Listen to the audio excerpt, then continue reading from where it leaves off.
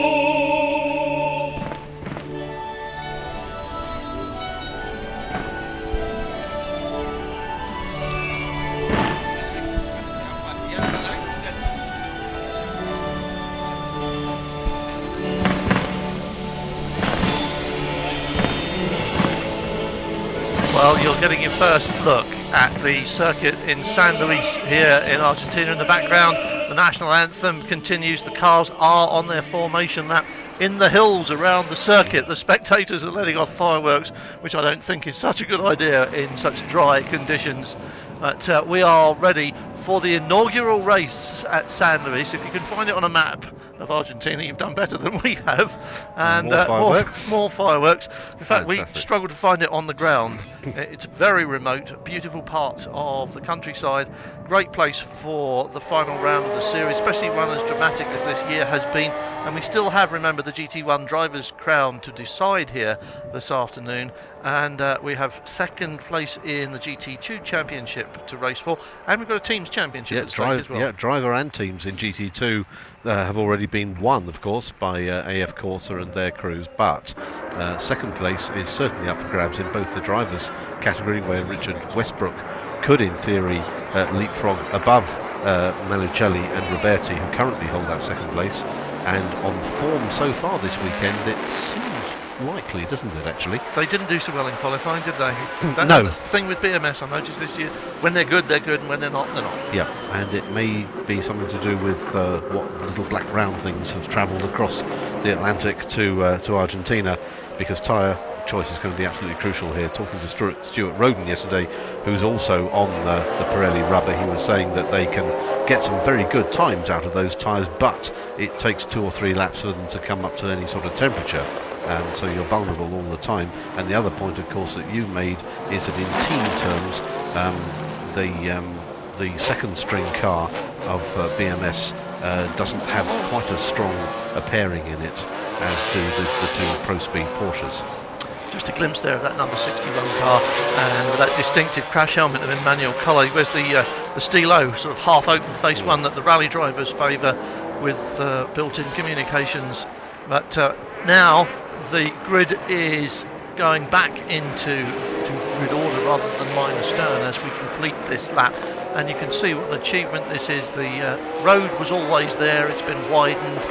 The access road has been built around the side on stilts, and it does in places skirt the lake directly. And we have this run uphill towards the start-finish line, and that final right-hander just before the start-finish line could be one of the tricky corners on the circuit. We'll wait and see as the pace car pulls into pit lane and the race comes under the control of pole man Marcel Fassler. He's already ahead of Makovici in the Celine. They should be side by side pretty much as they come round the final corner and see the start line for the first time. They're already racing even though the lights have not gone red.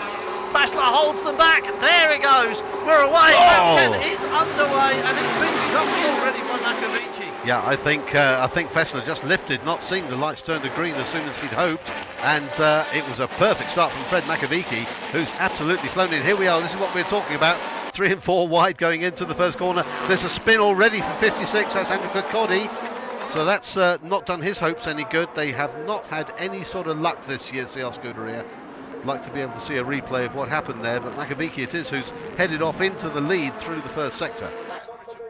And Richard Westbrook has just jumped on Matthias Russo in the Argentinian Ferrari there and held off the GT2 poleman. Looking down from the helicopter, it's difficult to see there, but Westbrook had definitely passed him one corner back, and I'm not entirely sure that it hasn't changed back again. I think Russo's got it back again from the look of things, and indeed another car followed through as well.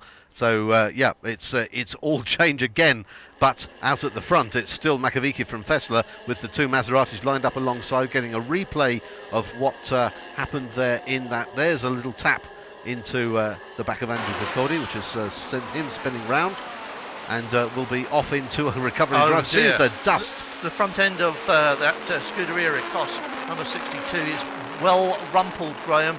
So I think that might well be the source of the contact. That's Fabio Babini starting in that car, as recovering from the back we saw briefly there, the Corvette diving down the inside of a couple of GT2 cars. The SRT team penalised to the back of the grid for putting the wrong set of tyres on the car for qualifying. A fairly elementary mistake from what has otherwise been a very professional team this year. And they don't the only ones at the back, because the number 50 AF Corsa Ferrari also started from the back. A little tap with the ball meant it had hardly completed sector 1 of its first flying lap as Fassler comes on strong with Makovici. We're on board in the cockpit of the number 5 Corvette. That is the back end of a Celine, and he would rather it was the other side of him, but it's not going to happen now. He might get a run at him here. This is going to be interesting, because this is like your most classic, obvious place to overtake, isn't it? But I don't think he's close enough to have a stab yet, is he? No, doesn't look like it. But Collard, it looks as though Collard has maintained that place gained at the expense of Russo, but no, Russo's got him back again. So it's been nip and tuck on this first lap there. Maxime Soulet in the SRT car, already up to 11th overall. Well, the interesting thing is we look at the timing and scoring. Makovici, Fassler, Negrão, Bertolini, Bert Longin, then Mike Hazeman. 6th place for Hazeman.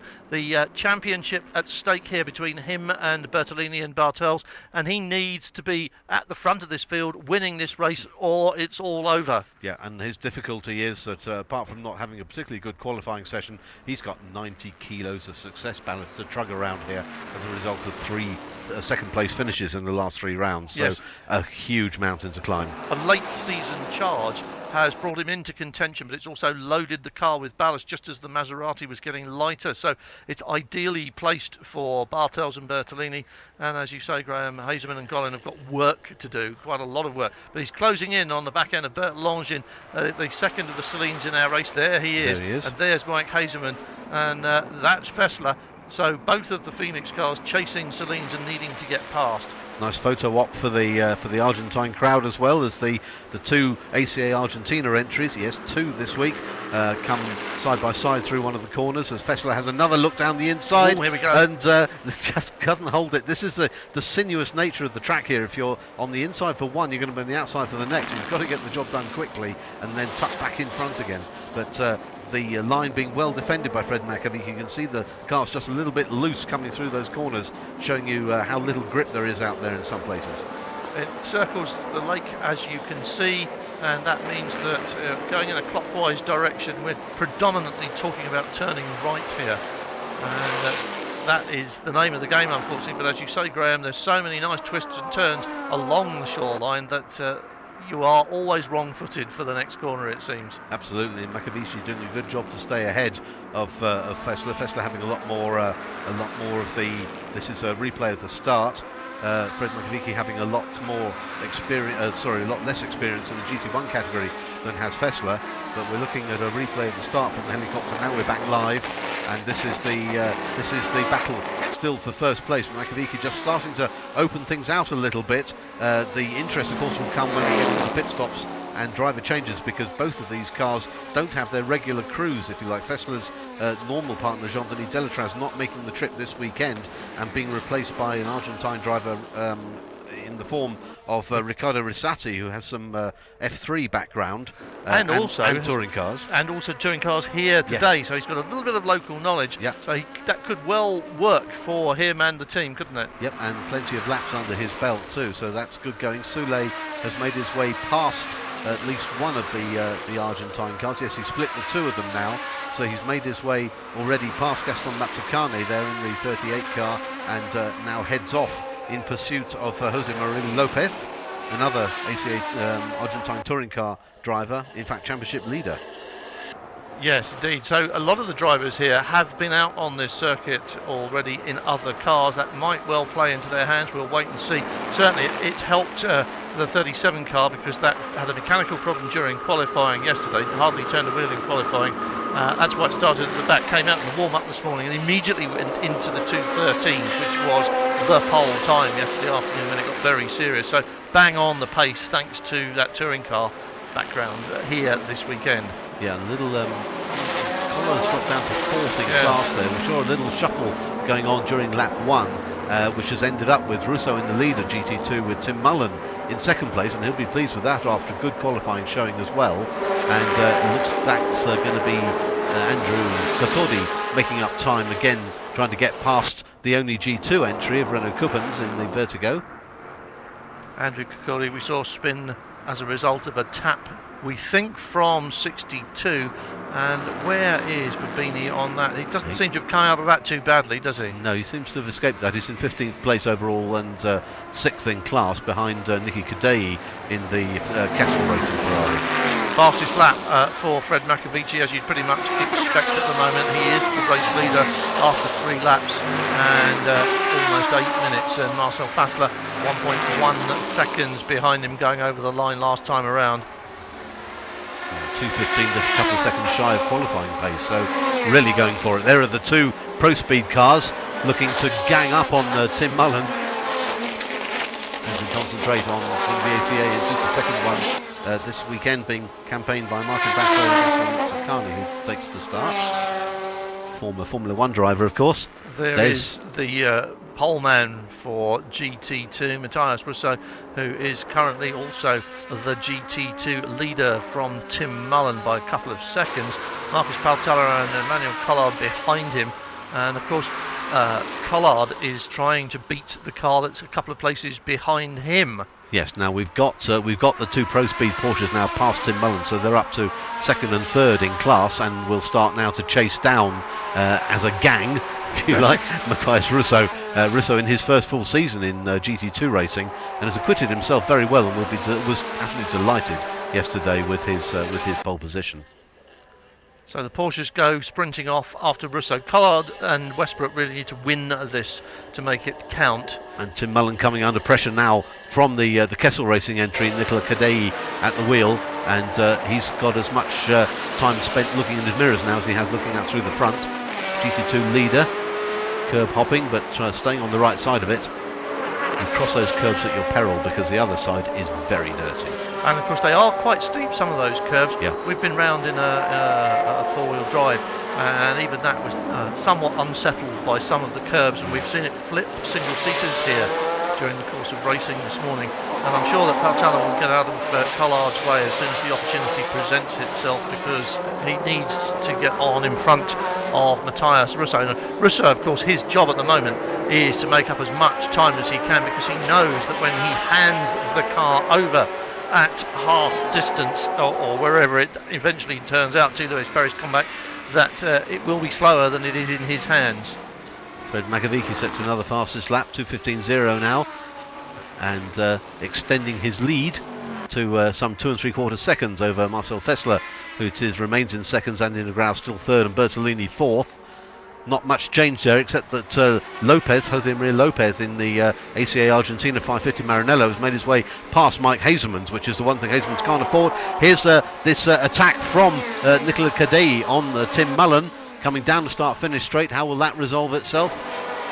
It resolves itself in favour of Cadei. That's Mullen in the sandwich now, with Fabio Babini's Scuderia Recos car behind, and the 2 Pro Speed Porsches up ahead. Still in the same order, I think, just looking at those as they went past us then.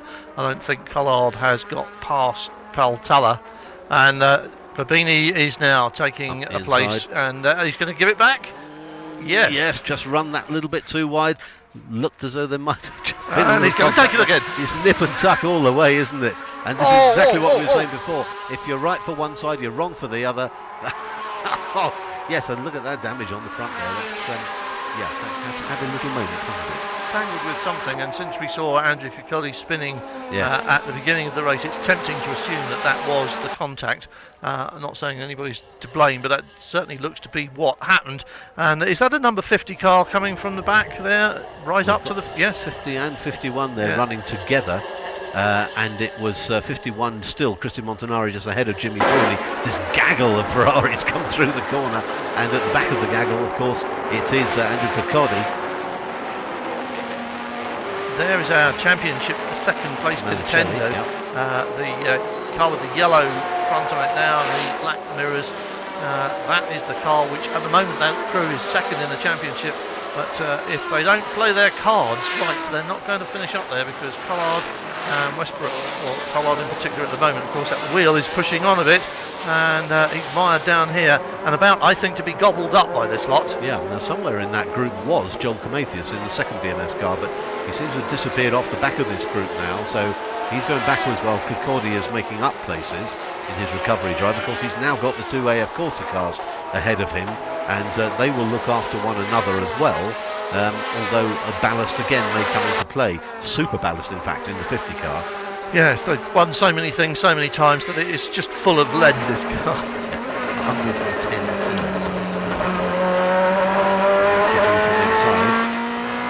As you can see, it's from inside the car as you go around here, it's just like watching a PlayStation game. The temptation just to nail it and bounce off the walls and keep going, just like you do electronically at home, must be immense. But you've got to remember, those are real concrete liners. Yeah, and they're real hard, aren't they? Because we have seen cars come to grief. Maybe a time now to mention those which have already come to grief out of our field, and the most significant and sad loss already was the Gigawave Aston Martin, the number 10 car, falling foul of a little piece of loose asphalt on the circuit in turn 6 yesterday, and pitching Alan Simonson into the wall, sustaining enough damage that he couldn't continue. As we've got another little battle on board here. This is Montanari making his way past Malucelli. This is going to help the Porsches, of course. If Malucelli gets shuffled backwards down the order, his chance of holding on to that second place in the Drivers' Championship along with Paolo Roberti won't be strengthened any, and both the BMS Scuderia cars are well behind both the Pro Speed Porsches, so it may be looking good for the Porsches, not just for Richard Westbrook's own ambitions as a driver, but for the team as well. Nice to see Porsche end the season with a bit of a flourish. Malucelli and Roberti had such an excellent outing at Spa in the 24 hours that it's kept them where they are, but they've lost a bit of ground since then, and the Porsche seems to have picked up its pace since then, and at the moment, though, it is in third place.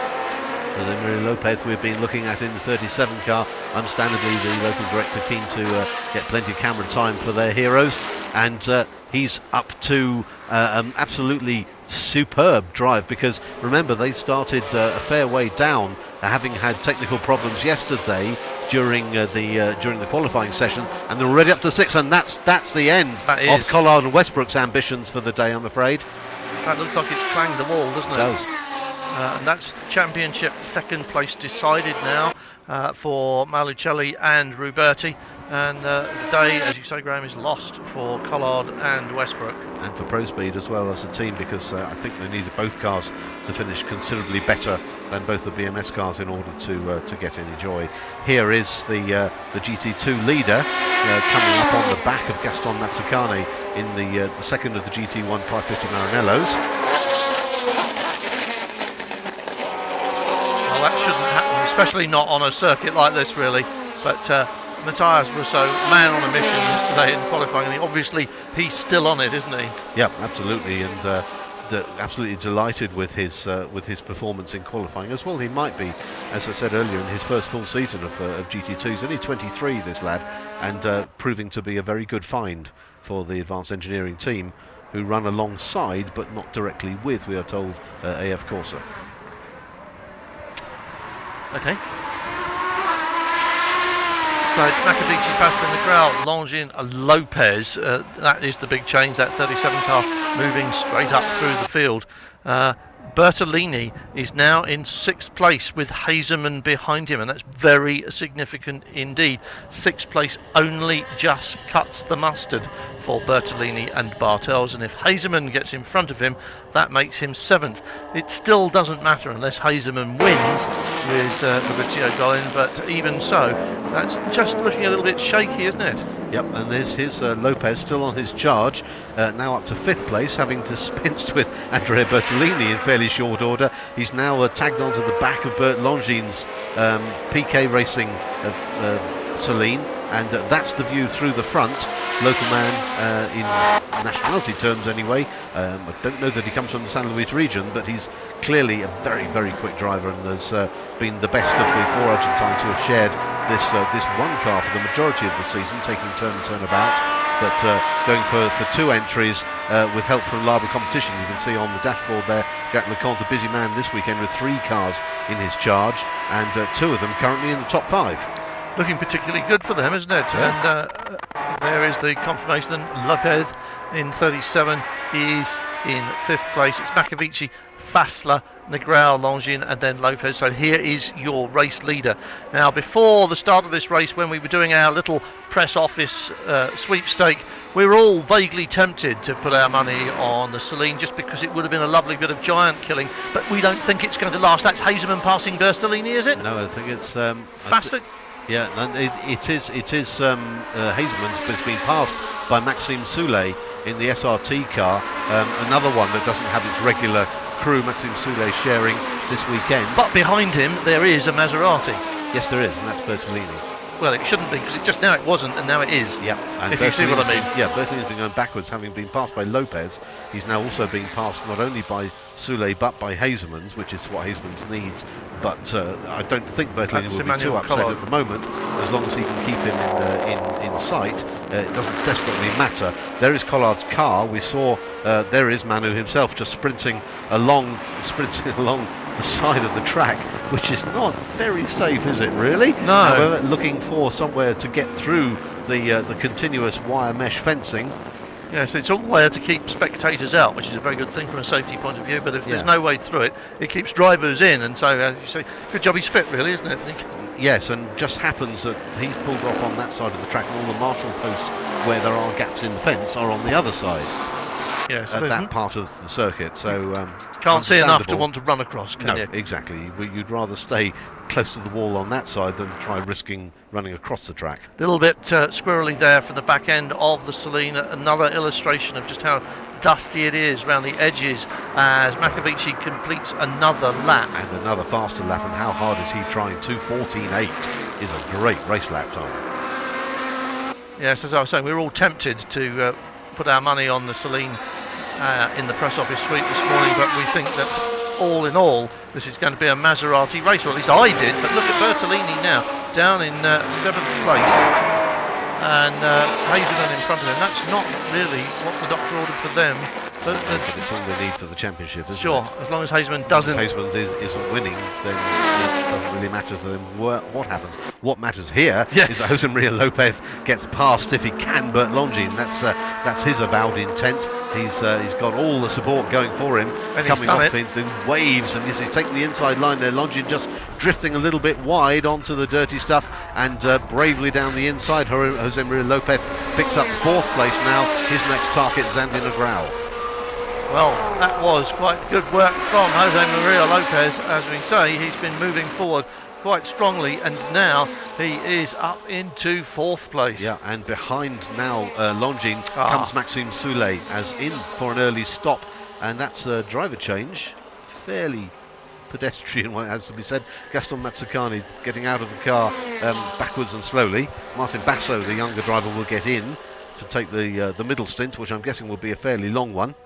Well, he's done his 35 minutes in the car, and that's the rule, that the driver must spend a minimum of 35 minutes behind the wheel. So he's done his minimum, and so they put the faster driver in as early as they can, as Babini is being challenged. Yes. He's already been passed by Jimmy Bruni, I think it is, at the head of that little trio now, and Christian Montanari just coming up behind. Very might hard be the other way, right? Yes, I think it was last time through.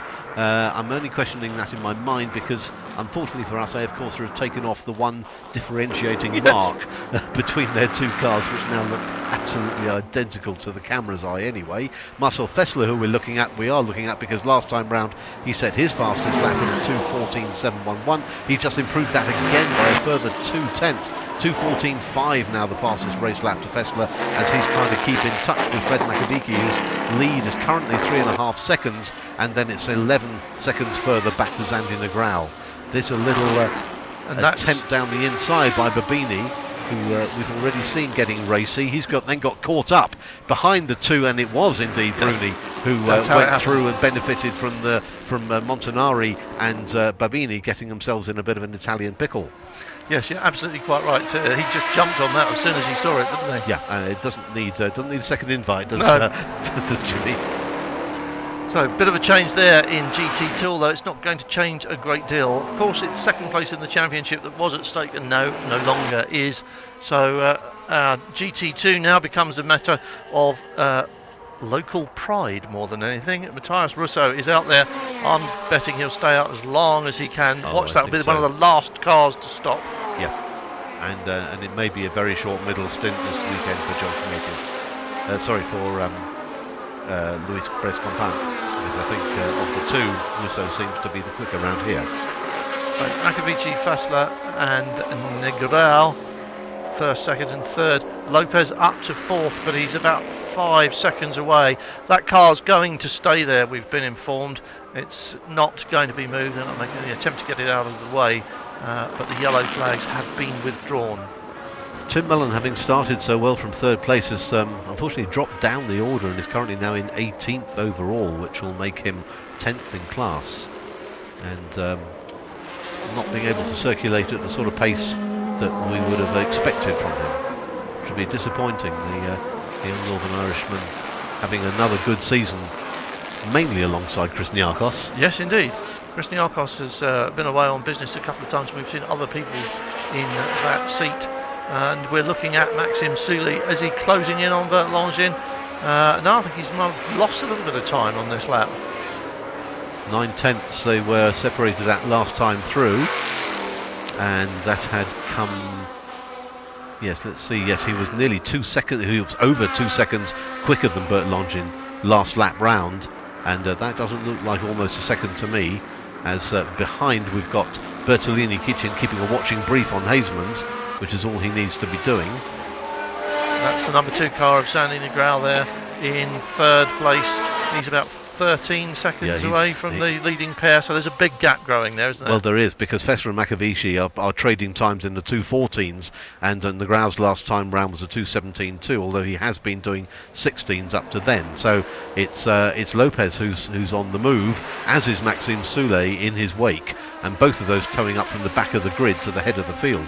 which just gives an indication of what a great circuit this is, where passing is truly possible. Bert Longin has now come into the sights of Mike Hazelman's, Maxime Soulet having already made past.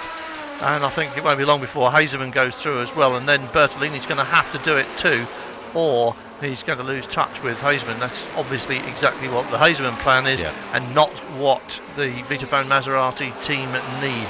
I'm sure that on the pit wall, Michael Bartels will be watching this with considerable anxiety, but that is a team with a plan, isn't it? Vitafone Maserati, they know exactly what their strategy is and how to call it. They don't need to win this race, but I still wouldn't want to bet my house on not than the fact that they might not. A bit of curve hopping going on. Hazelman's getting ever closer, but he'll want to be able to make a clean pass. He certainly won't want to take any risks, because if anything is going to happen to change things, then he's got to finish the race, and he's got to finish it up at the sharp end. He won't do that if he's in the wall, clearly.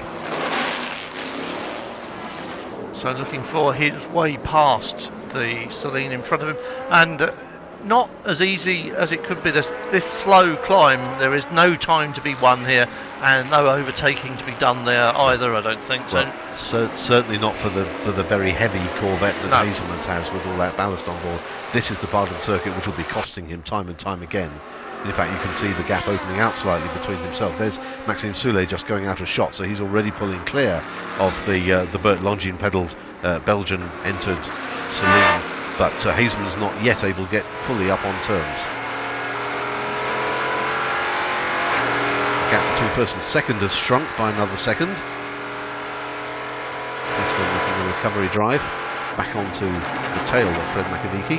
We're staying on board with Mike Hazelman's as he runs down onto the back of this Celine, which hasn't been the best of charges, has it, for the Belgian pair this year? No, they've been very unlucky, I think, with their choice of car, and I think they've regretted it all season long. They've had moments of brilliance, which is just down to the competitive nature of the two guys involved. They don't like being anything but in the battle for the lead, and the fact that they can't be has really not gone well with them this year, but that hasn't stopped them trying to win races. Oh no, they're out there and trying every single round. Frustrated, but they're out there and trying. And I think Bert Longin, of course, doesn't have to give up this position to Mike Hazelman, because it's not up to him to win the championship for Hazelman, but Hazelman is looking for his opportunity, and as you say, I think the weight of the Corvette is hindering him, because he's struggling to find a place to outbrake him as well, isn't he? Yeah, it's very difficult stopping that much extra weight against a very similarly powered competitor. Sandy Legrand setting his best time last time round, but still best part of 2 seconds or a second and a half shy of the pair ahead of him. What Lopez doing is now 3 seconds, 3 and a bit seconds away from Legrand, so I think that gap's pretty much static, isn't it? And we are, coming up to half an hour of racing here in Argentina, and it's a waiting game that Mike Hazelman is playing, but I do think he is easing away from Bertolini. The gap was showing at 1.8 seconds last time around, but it looks more to me that this is the climb, isn't it? So that's the bit where he'll pay the price, and we'll see in a minute when they come onto the start-finish straight whether or not he has made any time. This is this long right corner, which could well be the trickiest one on the circuit.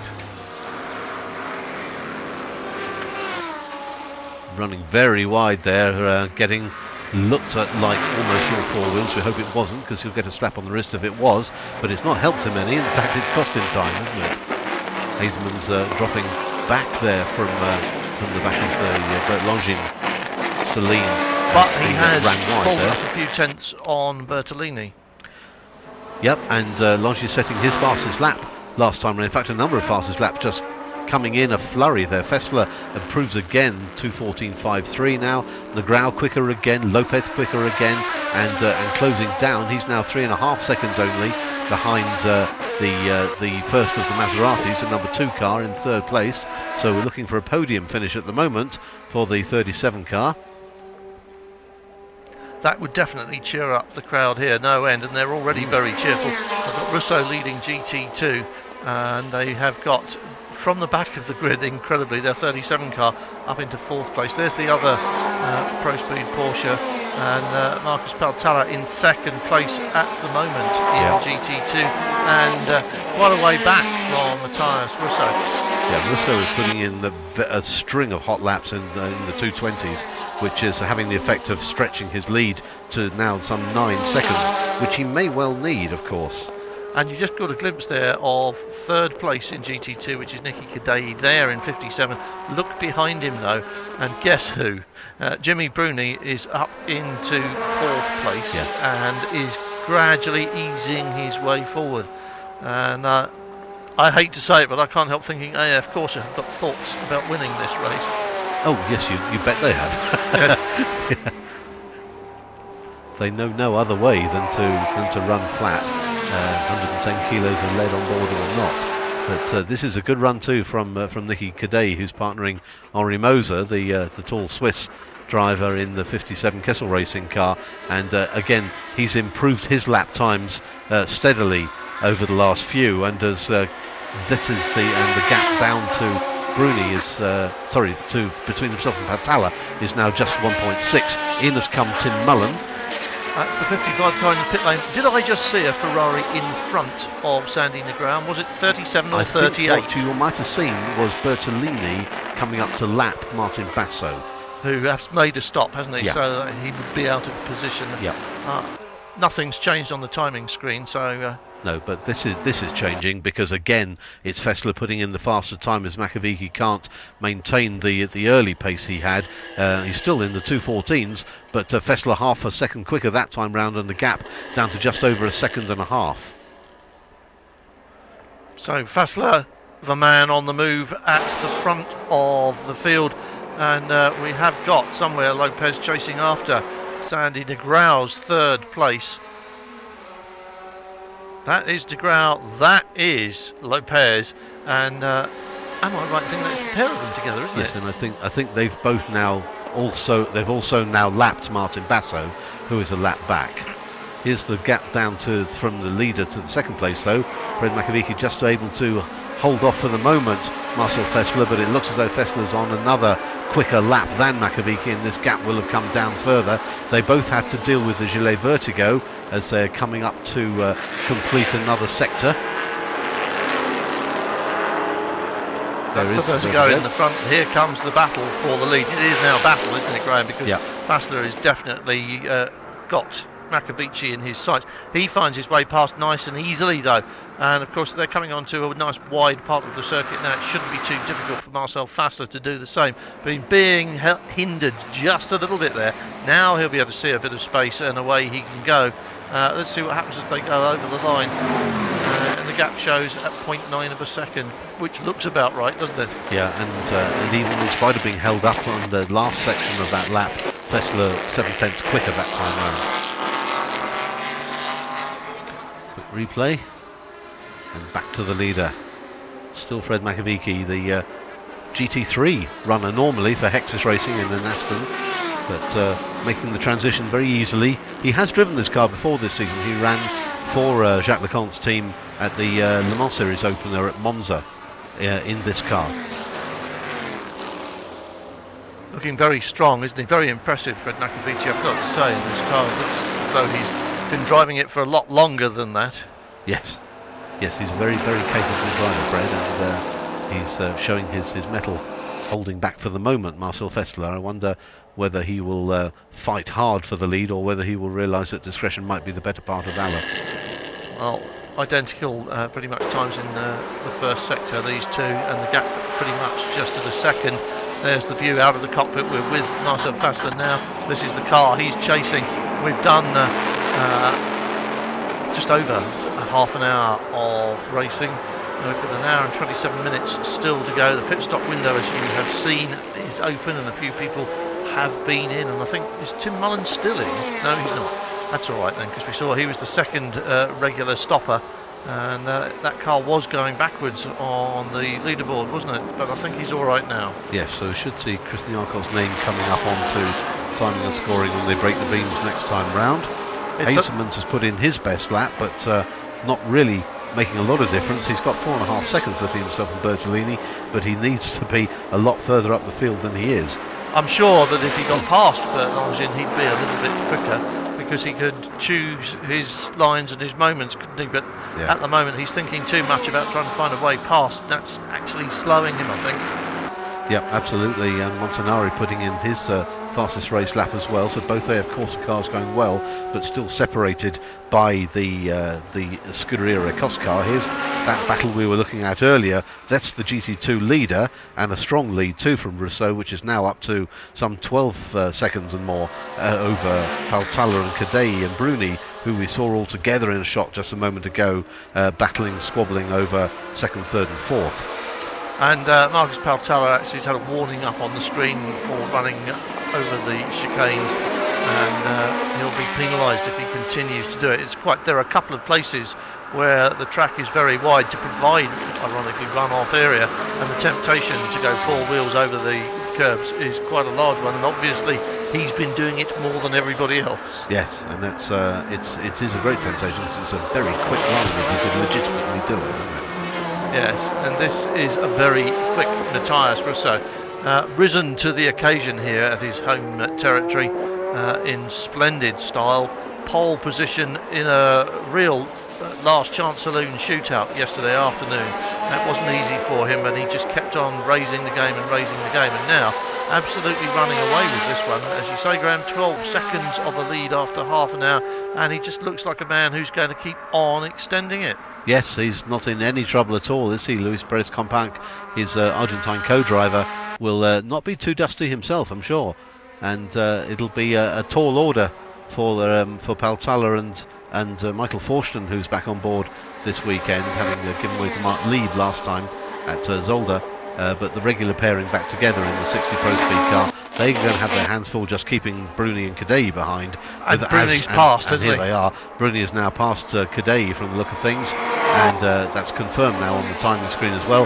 So he's now going to come up onto the back of Marcus Paltalla, and good though Paltalla is, you think it might be something of an uneven struggle at the end of the day. Especially the way Bruni's been making up time. I was just looking at that while you were talking about Nicky Cadei and thinking, well, Bruni was only 9/10 away from him last lap, so it won't be long, and then he popped into view ahead of him, and now he's already knocking on the back door, isn't he, of Marcus Paltalla. With he's still in the first sector, isn't he? Yes, they are still in the first sector at the moment.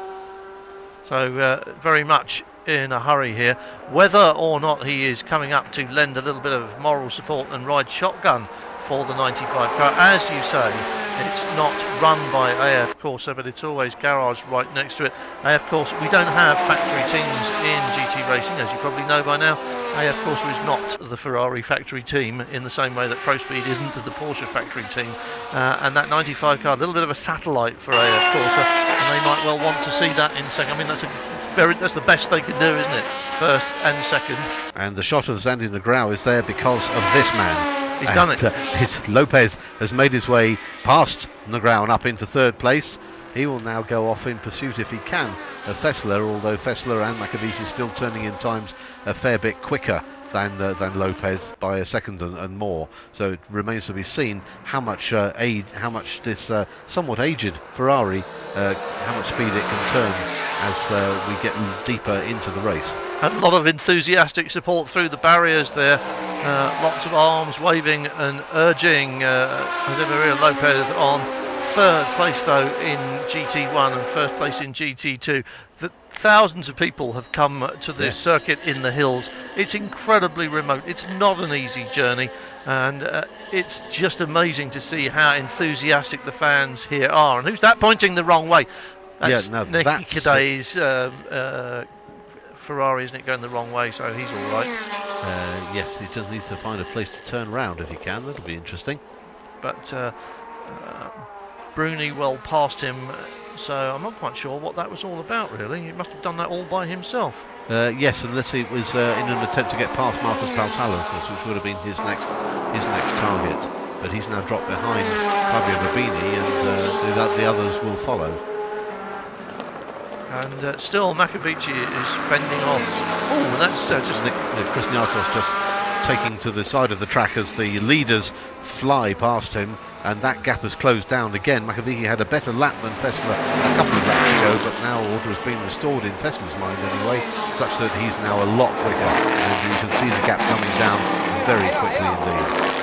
Christiakos doing the decent thing, trying to keep out of the way of the faster cars coming through, and of course that's always a tricky thing, because it often means, as you saw, a little bit of offline, get on the dirt, and all of a sudden you can't make your own corner. No, exactly, and Chris does a sterling job in that car, because although he's maybe a second and a bit slower than the professional drivers, you have to remind yourself sometimes that he is not a professional driver. He's a businessman, a very good one. And he's consistently a second of that slow, so something you can factor into your strategy, isn't it? It's not as if his times are all over the place. No. His times are nice and tidy and together, and everybody knows what to expect, and that means you can make plans.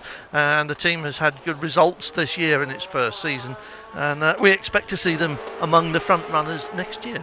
Yes, indeed, and both of the front runners here today in one shot, which reminds you how close that battle is. It's about half a second only as they continue round. They're now on lap 18, and the battle has got closer and closer over the last 10 or so. At the beginning it was Makovici stretching out the lead, but he's not been able to maintain it. Maybe the Celine isn't quite so gentle on the tyres as the Corvette. There's always that, of course. And the other thing we haven't factored in yet is that the Maseratis are always gentler on their tyres than anybody else. That may become a factor. But as you say, Bertolini's, is he 8th now? He's 8th with Hazelman 7th, and he's running. One, isn't it? Bertolini's running at roughly the same pace as Russo in the GT2 lead. Side by side, though, are the two. Just for a moment there, all of the headlights being shown to as in goes one of the Ferraris to pit lane. All of the headlights being shown to Makovici by Marcel Fessler. And we start another lap with an opportunity at the end of this straight for a pass. Marcel Fessler on that fast right had a go there, but it didn't quite work out for him, and I'm not sure that he's close enough to make anything out of the braking zone at the end of this. It's fast off the front straight, and then you're braking immediately for the next corner. Christian Montanari it was who we saw just pulling into the pit lane ahead of the race leaders. He will jump out, I would imagine. Thomas Biaggi due to take over. And no change here at the front as we go back to it. Marcel Fessler unable to make use of that heavy braking into turn 2 to get the drop on Fred Makovici. And now what will he do?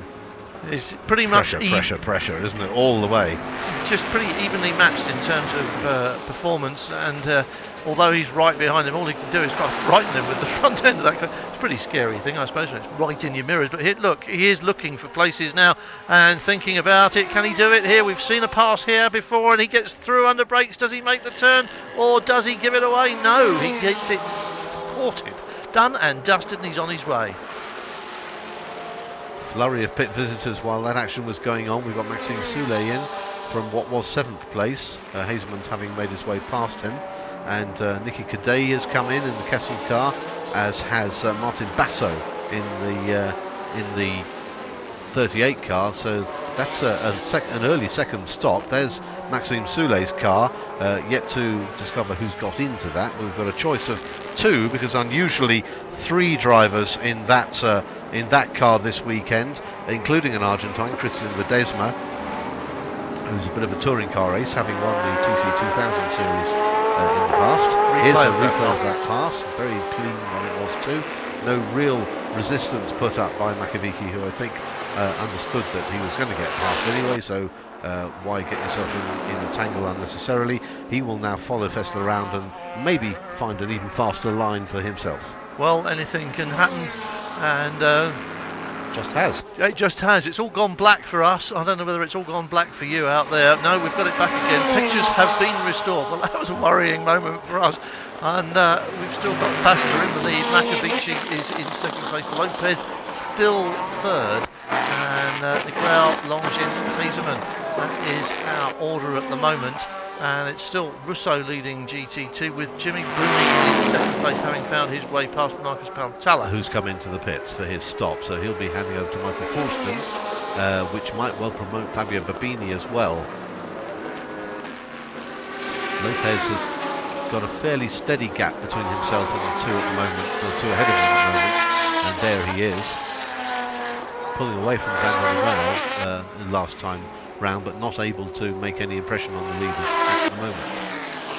What a gap. You can see the leaders just have lapped, I think, Babini in the 62 Scuderia Ecosse car, so that should be the next thing you see in front of Lopez, but it is GT2 and got a long way down the field for him, so this is just brilliant stuff for the crowd and for the spectators, isn't it?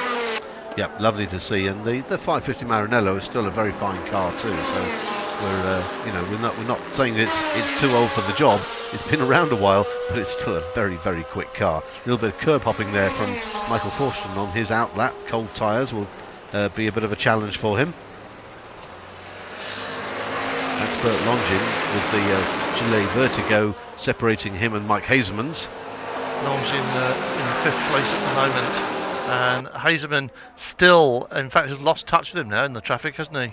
Yes, it's been fluctuating around a second and a half, that gap, for some considerable time now. Bertolini ever falling back here and just taking life very easy. Whether that's of necessity or by choice, I know not.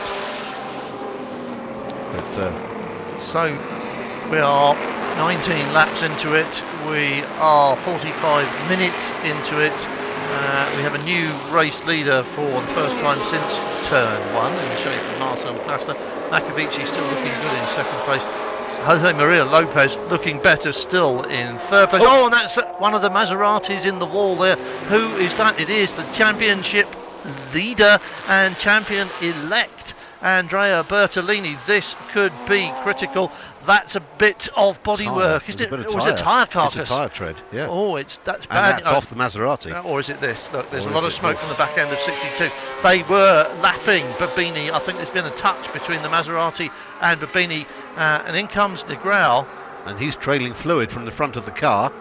Well, now, we thought that was number 1 involved. There's Babini coming in.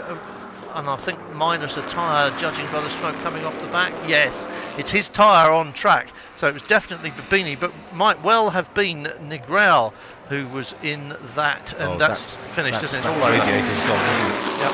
So they can run around all they like with those tyres. I think when the mechanic on his hands and knees gets up, it's going to be to say, we're over.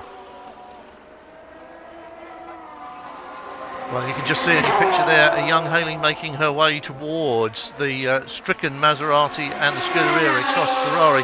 And I think, as you said, Graham, so rightly, as far as the Maserati is concerned, that is game over. We thought that was number 1, but it obviously wasn't.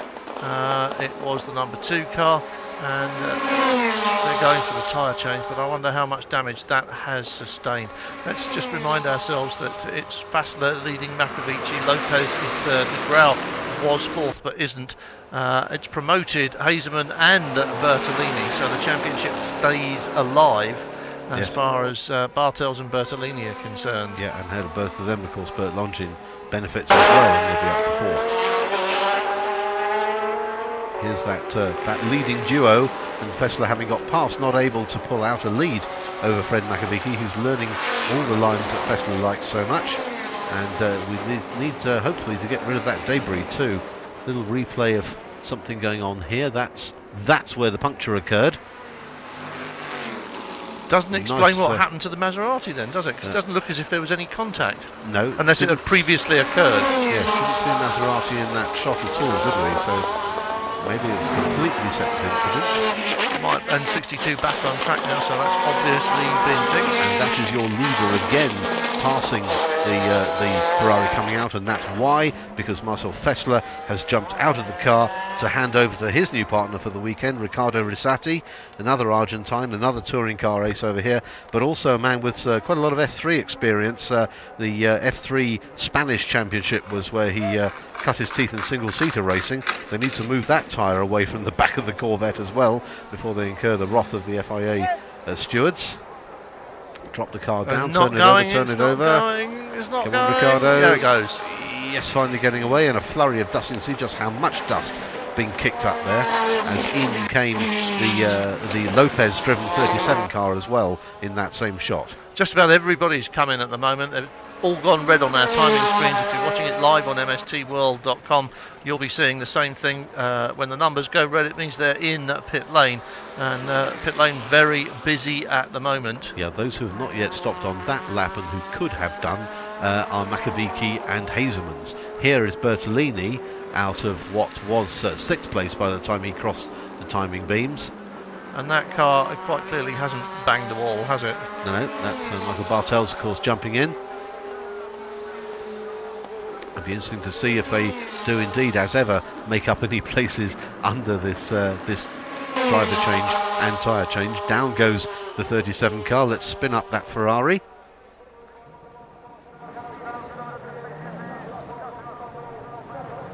So Bartels in the car and heading back out on track as we just head towards our 50th minute of racing. Our pit lane's very busy. I think a lot of people expected perhaps some yellows or even a safety car with those bits of debris on track. And I think a lot of people made an immediate pit stop call, but it didn't happen. No, and a slow stop eventually there for Esteban Tuero, with whom we're now on board. They were slow getting the car refired, but he has now got underway. Was in 3rd place when they came in, but I'm sure they will have lost that. GT2 and leader in. The Matthias Russo car is in pit lane earlier than I expected, but I'm not sure how long a Ferrari can go around here. It's quite a long track, quite a fuel consumption track, I would think, but I was expecting him to be the last of the GT2s. Well, he pretty much is. There's only Joel Comathius in the BMS Scuderia Italia car who has yet to stop according to that. To hand over to Jose Manuel Balbiani, who does. So still an hour and 9 minutes to go. We have completed some 22 laps, depending on where you are on the leaderboard. Makovici maintains the lead from Hazemans, and again they both break the timing beam at start-finish, so neither elects to pit this time either.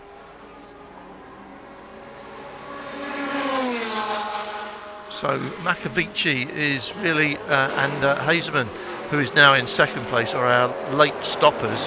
And the Maserati behind Makovici has just come out of the pits with Michael Bartels at the wheel.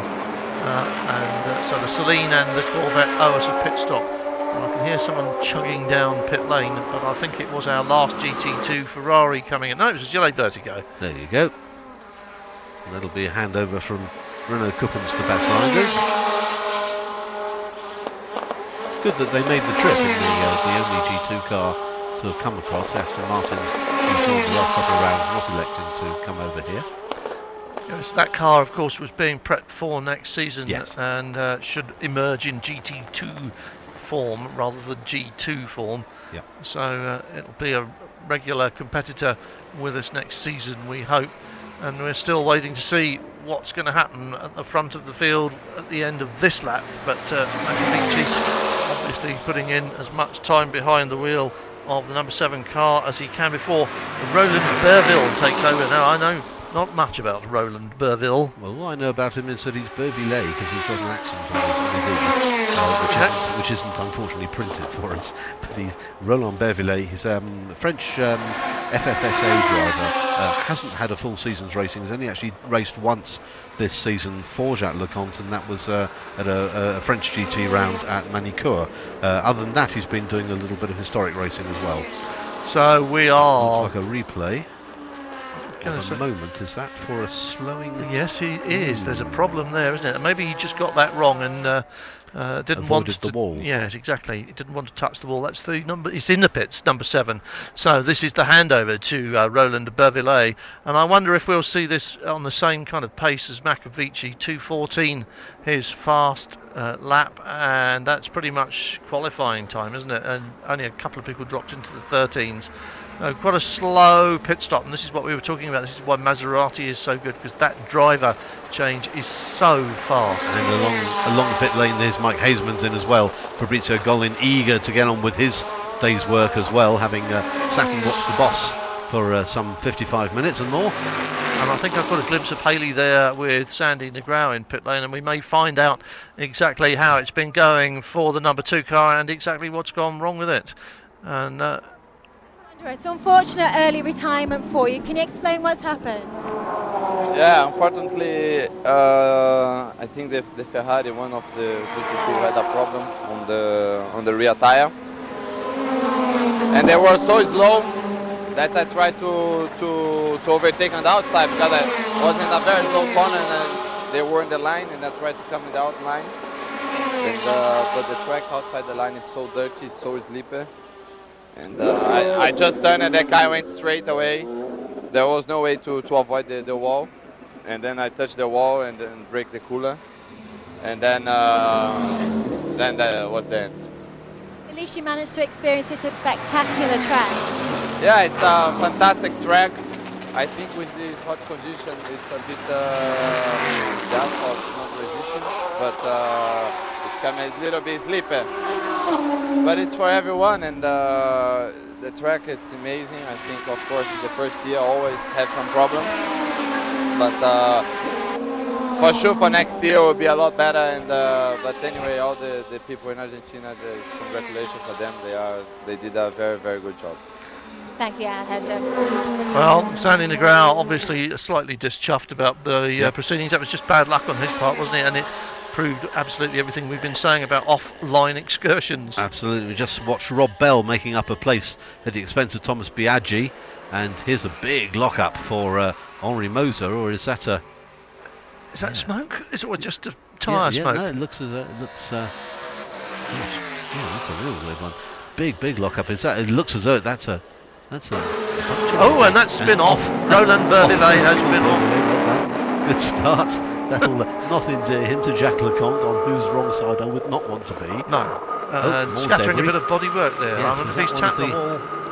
Yes, is that one of the little winglets on the front? Could be a dive plane. He might just banged it off on the curbs. As we've said before, the curbs here are quite steep, and it is possible to pull bits of bodywork off, or indeed tyres, as we've seen as well.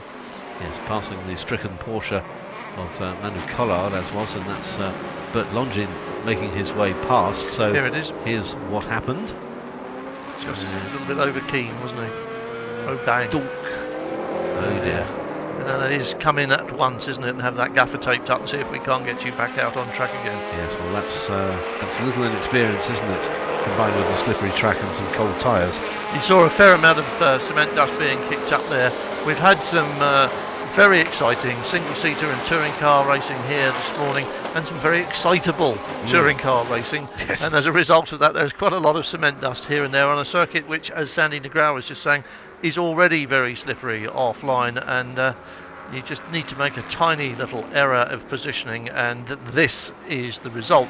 And that's a shame, because that car's running so well, and we had a great battle going on at the front of the field, but at the moment it's Rizzati who heads the field, and Golin in second place from Anthony Kumpen.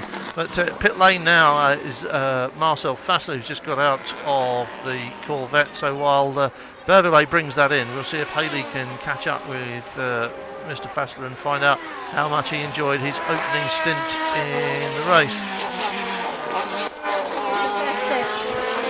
The track was quite okay. I had a shit start. I was a bit confused about the long red light they kept giving, so I lost my place in the start. But then I knew that Salih number 7, he has not so good second driver as I have. So I was just trying to follow him, try to make a big gap to the people behind us, to have a lot of space. Is the Corvette feeling good out there? Yeah, it looks quite nice at the moment. It's still it's now half time and it looks pretty good. But you know, the track is still quite dirty after the racing line. So you really have to stay on the racing line. Otherwise, it's quite difficult. And some parts starts to have graining on the asphalt. which is quite slippery and dangerous sometimes. So I think this is also a reason because of the many mistakes we have seen now. Good luck, Marcel. Thank you.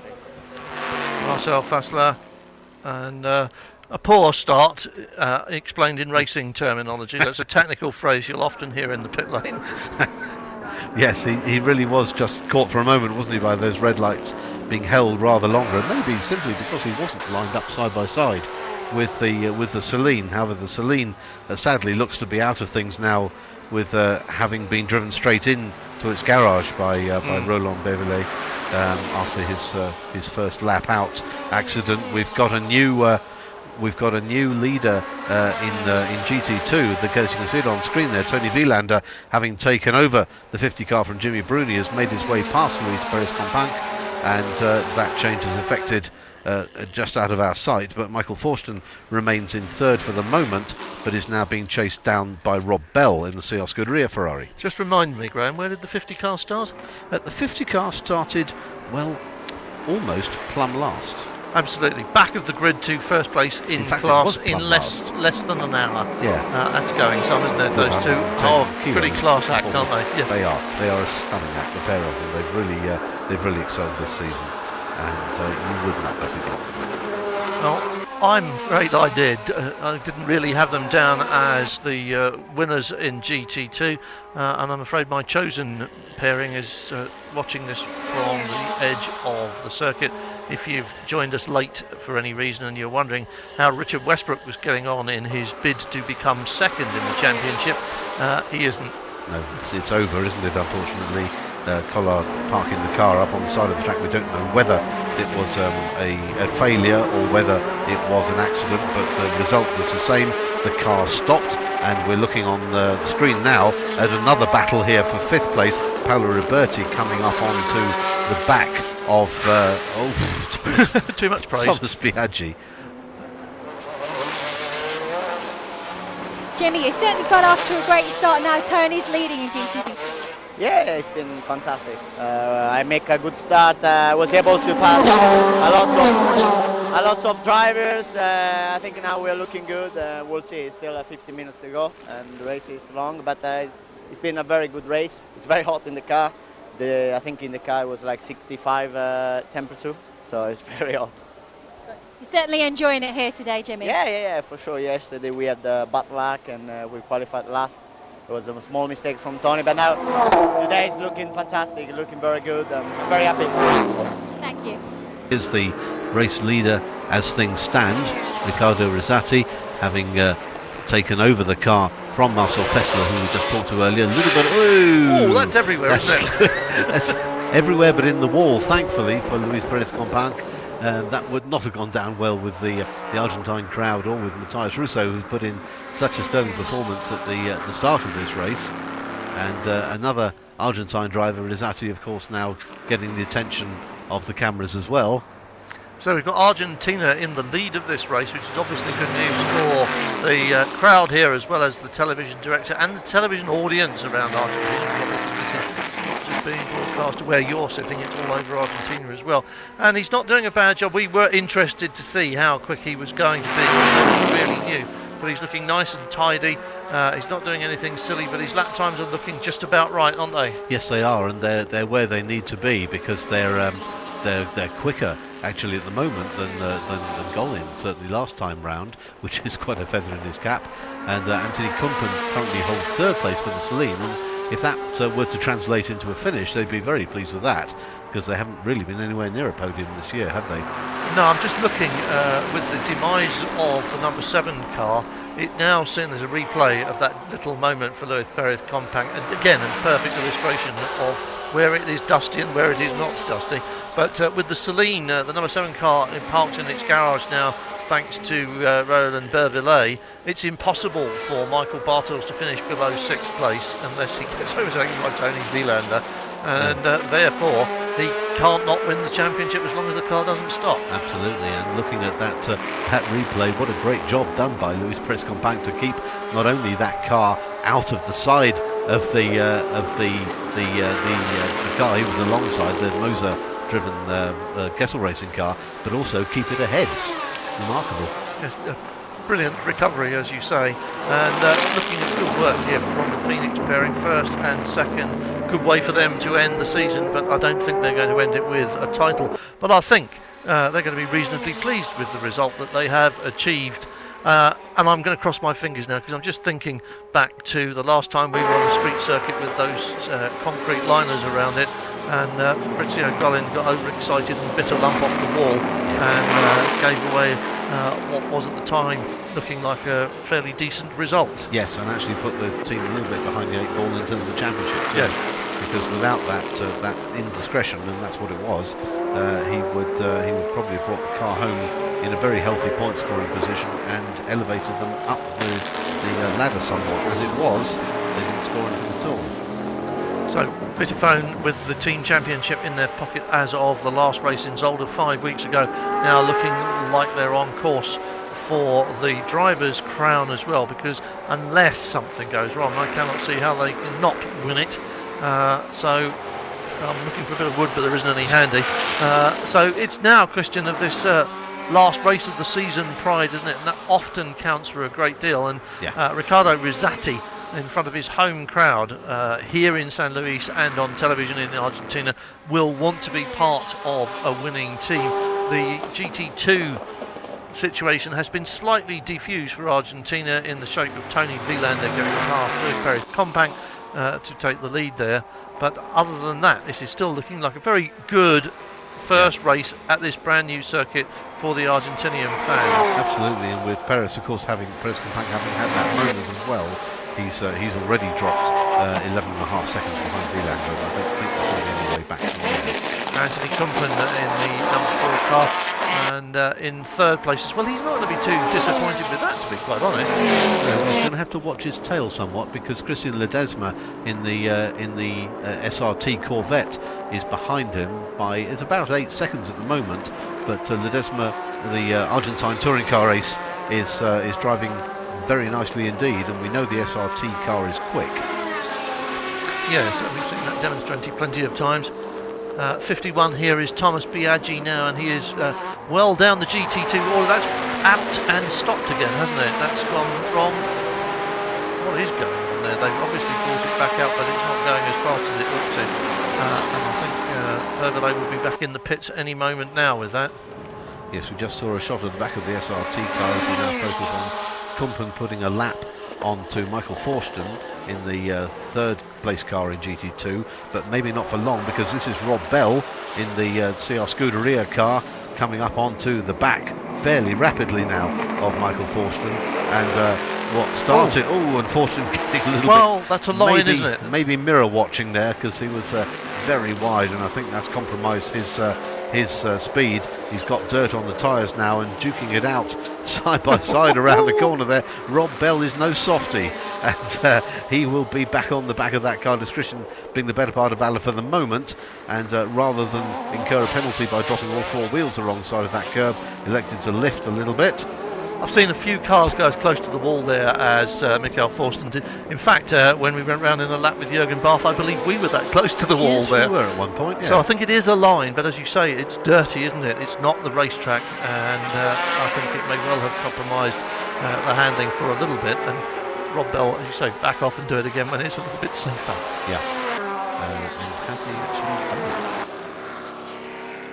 From that shot, it does look like it, doesn't it? To me as though he has. Not only has he done it, he's done it in style, and it looks more as though Forsten is in trouble, because Bell has pulled well clear of him. Paolo Roberti is towed right up onto his tail, and Christian Ledesma is down to have the pair of them as they come down start finish straight, 3 abreast. Great sight. Well, the Corvette obviously making use of GT1 power, but here goes Roberti, and I think he's taken the place as well, and I think he may well be right. And the second of the Porsches now looking to be in some kind of difficulty, as well as the first. We don't know what went wrong with the first one, but we do know it's been parked for some while. And with that pass, of course, providing it stays put, it means that BMS Scuderia Italia are once again ahead of Pro Speed, and their second place in the championship is fairly secure in terms of both drivers and for the teams as well. Rob Bell, however, what a good drive this has been in the middle stint. Andrew Kokori having taken the start and got punted for his trouble in the first lap. Rob Bell having taken over has done a sterling job, got himself up into third in class now, and boy, this team deserves a good result. They've had a couple of good results. They've had pole position, but got punted off in Brno. There's Mike Hazeman with Haley, though. Let's find out what he thinks. Mike, Fabrizio certainly seems to be fighting for that all-important pole position. Yeah, but still it's difficult. You know, if we even if we win, they have to be 7th or 8th, so it's still difficult. But or 7th place, but not enough cars left. But it is like it is very heavy with the 90 kilos. But I think still we do a good job for the kilos we have. And how are you enjoying this final track? Oh yes, fantastic track. I love to come back, or as champion, or without kilos. Then it's even more nice. Thank you, Mike.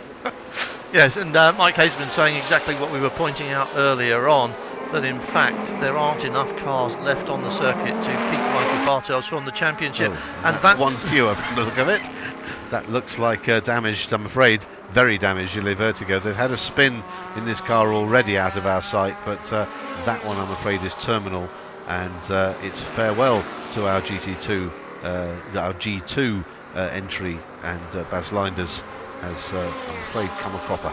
Clanged the wall a bit at the back end there, hasn't it? There's bits of wing dangling. So the field being thin, but of course that wouldn't change that GT1 championship. If the Gigawave car had started, there would be another car in this race, and I think it would have been up there or thereabouts. The car was fast, they were very happy with it. The whole team wanted to end the season on a high. They started as a surprise contender at Silverstone on a high, and they wanted to end with a flourish after a rather miserable season of ups and downs. They've had their moments of glory, but they've had their moments of real bad luck as well.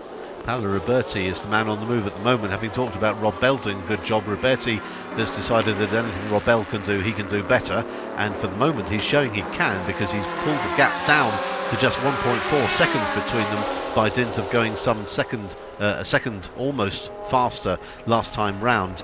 Somewhere off the back of this, we've lost a number of cars, unfortunately, during the progress. This is a replay of the Vertigo swapping ends, and oh yes, that's not going to polish out, is it? Lost it in the corner and backed it into the wall. Fairly standard road circuit moment, and unfortunately, as you say, that's one more out of the running. Chris Niarchos there with Haley in pit lane. Chris, it's good to see you back. You've missed the last 2 rounds, but how's it been in Argentina for you? Well, you'd almost think I should have missed this one too, you know. I'm disappointing, really. I mean, you know, hard way to end the end of the season. The car, the accelerator throttle, or the throttle cable just came loose. So we had no power. We were on 50% power in the first part of Tim's stint.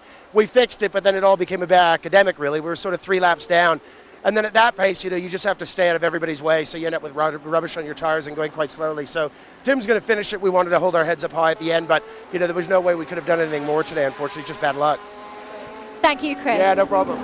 Well, that explains exactly what happened to Tim Mullen and why he went backwards through the field. If your throttle isn't working, then you on. Oh, yeah. No, exactly. And another example, if it were needed, of CR Scuderia. Yes, they've had a couple of high spots. I'm sure when they look back on the season, they've got enough high spots to think this was a good beginning to the year. Yeah, I had a long chat just before lunch with Chris, actually, and he was full of fun and very keen to be back next season with the 2-car squad again. You know, things still have to be confirmed because it's that kind of climate at the moment. But if anyone can find money, it tends to be Chris Niarchos, doesn't it? Yes, I tend to agree with you there. We're looking at the 51 car of Thomas Biaggi at the moment, and there's a little train. Here we go. That is, I think you'll have to say, the driver's champion in the middle of that little group, isn't it? Yes, it is, and he can come under pressure from the Tuero and drop from 5th to 6th if he likes. Doesn't really matter. I don't suppose he'll want to, but he may have little options. Tuero seems to have the speed around the outside there, so he and Lopez have done a sterling job there. As we look at Tim Mullen's car, Chris Niarchos, we were just talking to, explaining that Tim will take the car to the finish, and if nothing else, it'll be great for South Korea to get both the cars to the end of a race, with various lumps having been bitten out of them over the weekend. Yeah, it's got to remember that one of them arrived here with loads of bits missing, having been poked at Zolder by an Aston Martin and went straight off. So there's been under a bit of a cloud arriving here. Fly away, remember, the cars were shipped from Zolder, and anything that was broken arrived here broken and had to be fixed here, and that's one of the things that CR Scuderia has done. Yeah. We're looking at second place in the GT2 Championship now for BMS Scuderia Italia as a result of the off or failure, whatever it was that took Collard out, we still don't know, and that means they will end their season with a nice little flourish. They've had their ups and downs as well, haven't they? Yes, they have, and Paolo Roberti, who is just in second of these two cars, is holding station with Rob Bell, but at the moment not able to get any closer than that. The gap has been fairly static for the last couple of laps, and they're quite long laps around here, aren't they? 6.3 kilometres means it's second only in length to Spa-Francorchamps on the FIA GT calendar, and has quite a few similarities to the classic Belgian circuit. Yes, it's been likened to a lot of places. Zuka is another name that comes up as well. The other thing that I was just watching earlier on as we saw right off to the edge there. No, it's Perez Compact. That's as close as you want to call it, isn't it? Yeah, that's quite fast enough. Christian Ledesma it is who we're looking at, the Argentine driver in the SRT Corvette.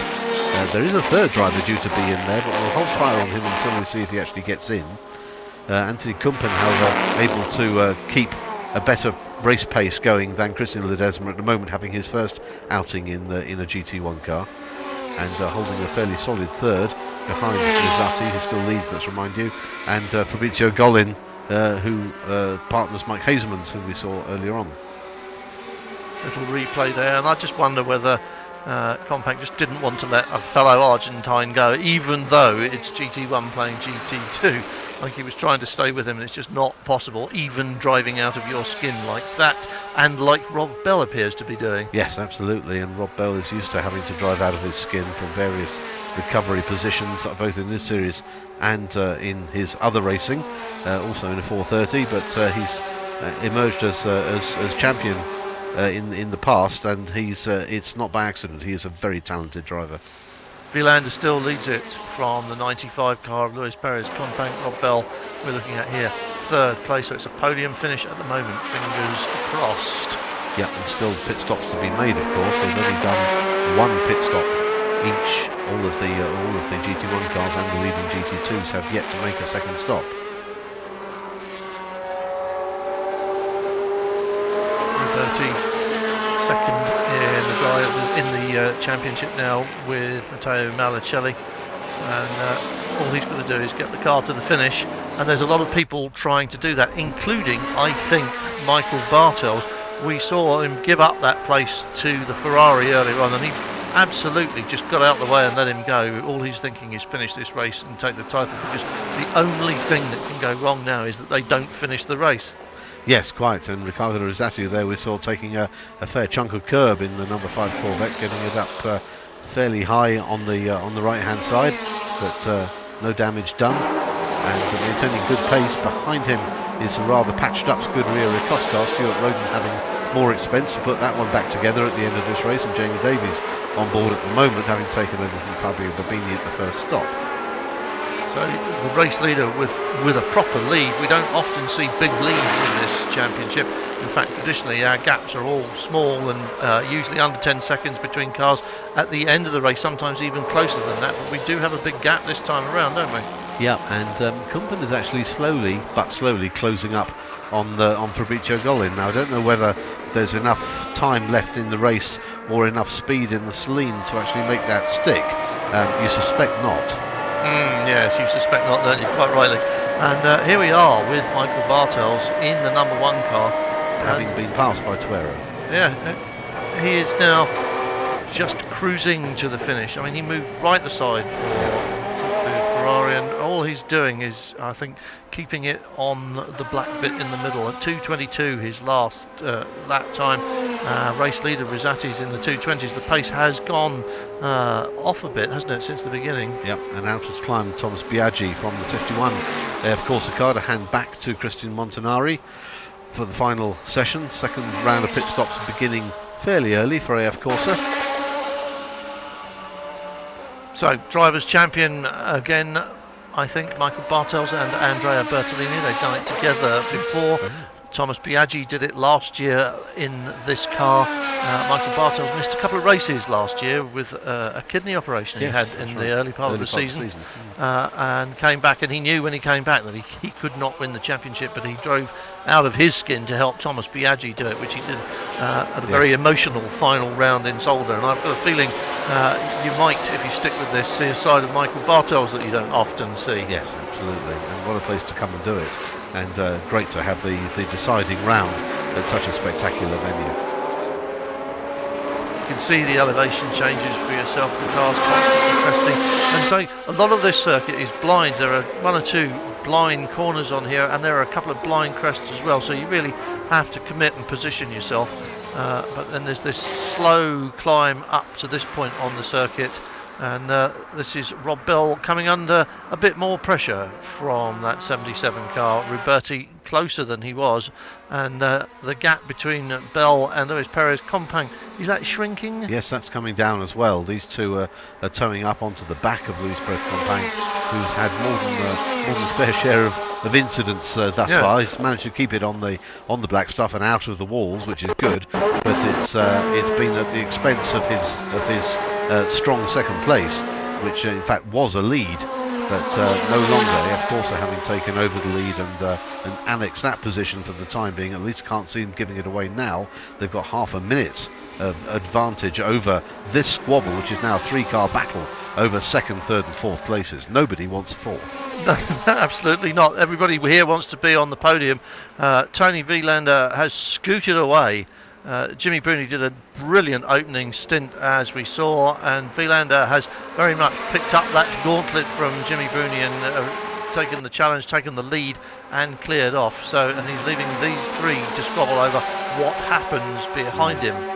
Yeah, and Paolo Roberti has put in a great middle stint here for BMS Scuderia Italia, the team from Brescia in Italy, a place riddled with motorsport history, of course, for Mille reasons, if none other. Here comes Rob Bell's move, I think, on Luis Perez-Compang. No, he's back right off at the corner. He was challenging there, threatening a pass, and it is, I think, going to happen in this lap. But it could well do. I mean, Perez-Compang is certainly able to shut the door as firmly as he can, just not allowed to weave to hold the car back behind him. But he'll use any legitimate means that he reasonably can.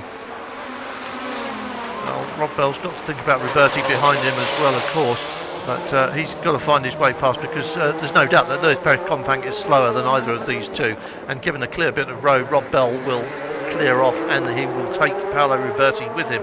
Roberti, of course, we've seen in his championship for a couple of seasons, and he can do it as well, can't he? Oh yes, absolutely, and they seem to have with the Pirelli a very good tyre at the latter end of the season. Pirelli have been putting a lot of work to try and get their GT2 cars running more competitively, and it's paying off. Well, they're just going to come to the finish of this lap now, and I think Rob Bell hasn't found his way through, but it's got to be done soon, or he is going to be snapped up by this man. We're in the cockpit of the 77 car. This is Paolo Roberti's view, and as you can see, the onboard camera makes it all seem a long way away, but when you look at the outside, it's much closer than that, isn't it? Yeah, absolutely. The camera foreshortening everything, and it is a cracking little battle, this one. Hopefully we can stay with it for a while. It looks just as good from in car as does outside. The Rob Bell car getting a little bit squirrely there, just riding over the curve. But the three of them are tied together. And very evenly matched for pace. Now I think Rob Bell is close enough, isn't he? This is going to be, over these next few corners, his chance to get through. Look, he's looking for an opening. Ruberti's looking for an opening as well. And Rob Bell's got to be so careful, because he will leave a door open for Ruberti if he isn't careful, and he'll find instead of going up a place, he's gone down a place. Yeah, and it looks as though there's certainly speed in the 95 car, the advanced engineering car at the front of this trio. Exactly, why wouldn't there be? But it's Rob Bell and Roberti who seem to be able to close up under braking, so maybe their confidence levels are a little higher than those of Luis Perez-Compang, having had a couple of very sideways moments already. He'll be anxious to try and stay on the clean bit of the track and not compromise his lines at all in defence of that place. Yes, I'm sure his instructions are not to make a mess of it. Whatever else you do, don't bang it into the wall. And he's doing a good job of that, and resisting quite intense pressure, it has to be said. Yes, and if they are able to maintain a podium spot, you can almost hear the cheers now.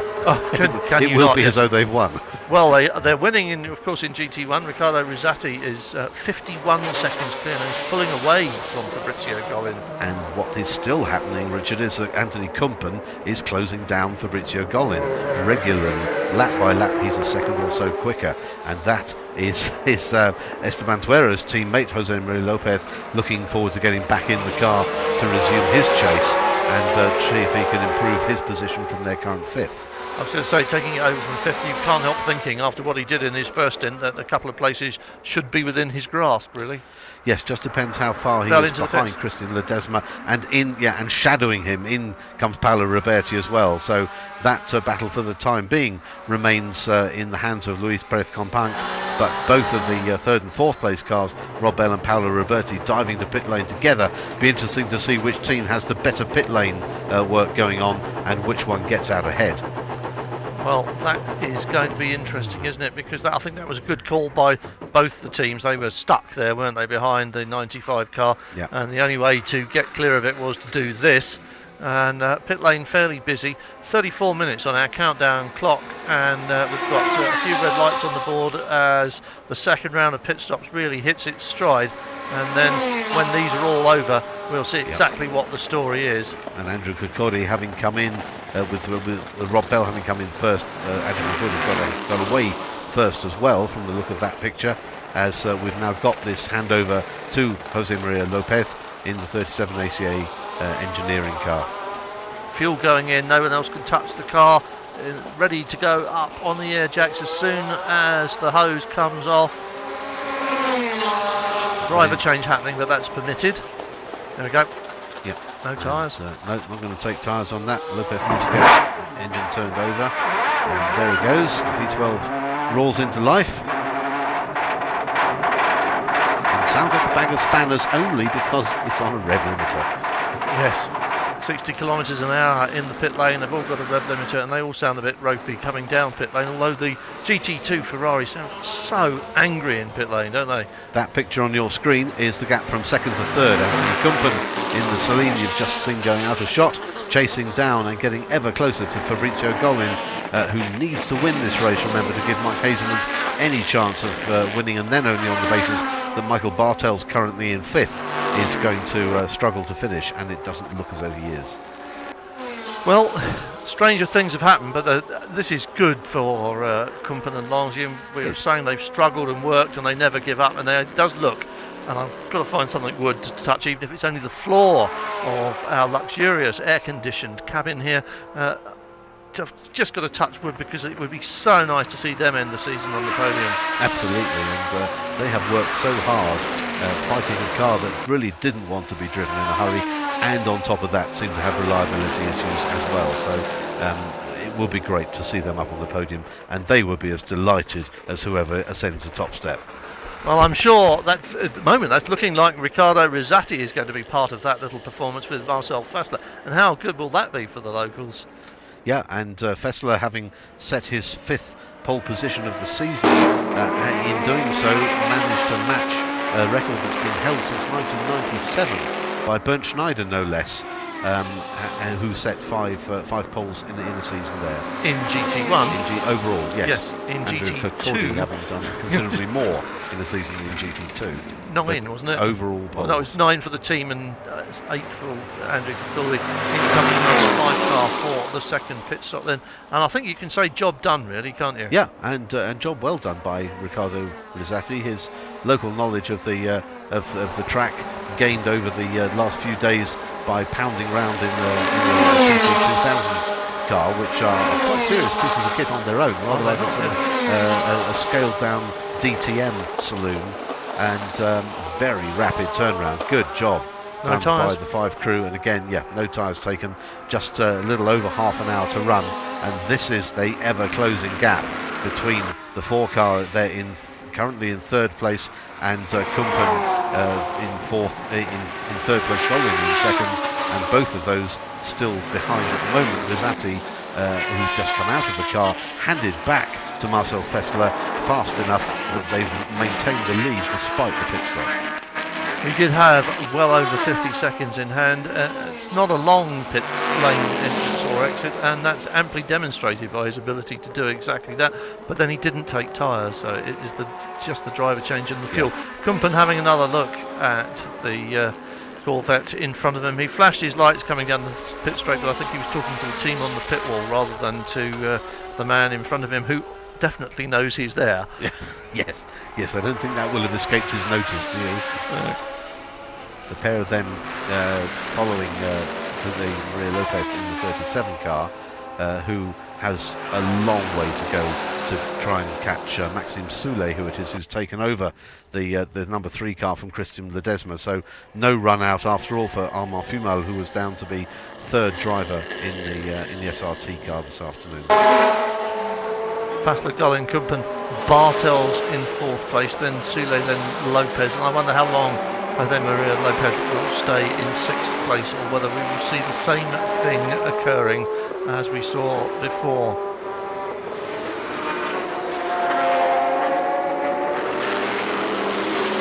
Still following him round in his wheel tracks, Anthony Kumpen, 3rd place. He's doing well because what happened, it wasn't Zolder, I can't remember where it was, 2 races back perhaps, he had a little bit of, it was indeed a little bit of a bang in Nagaro, because as Bert Longines, oh look, Haley's got Lewis Perry's compact. Luis, it certainly has turned out to be a fantastic race here in St. Louis. Yeah, it's very nice. The only problem is I couldn't find the pace in my turn to drive in.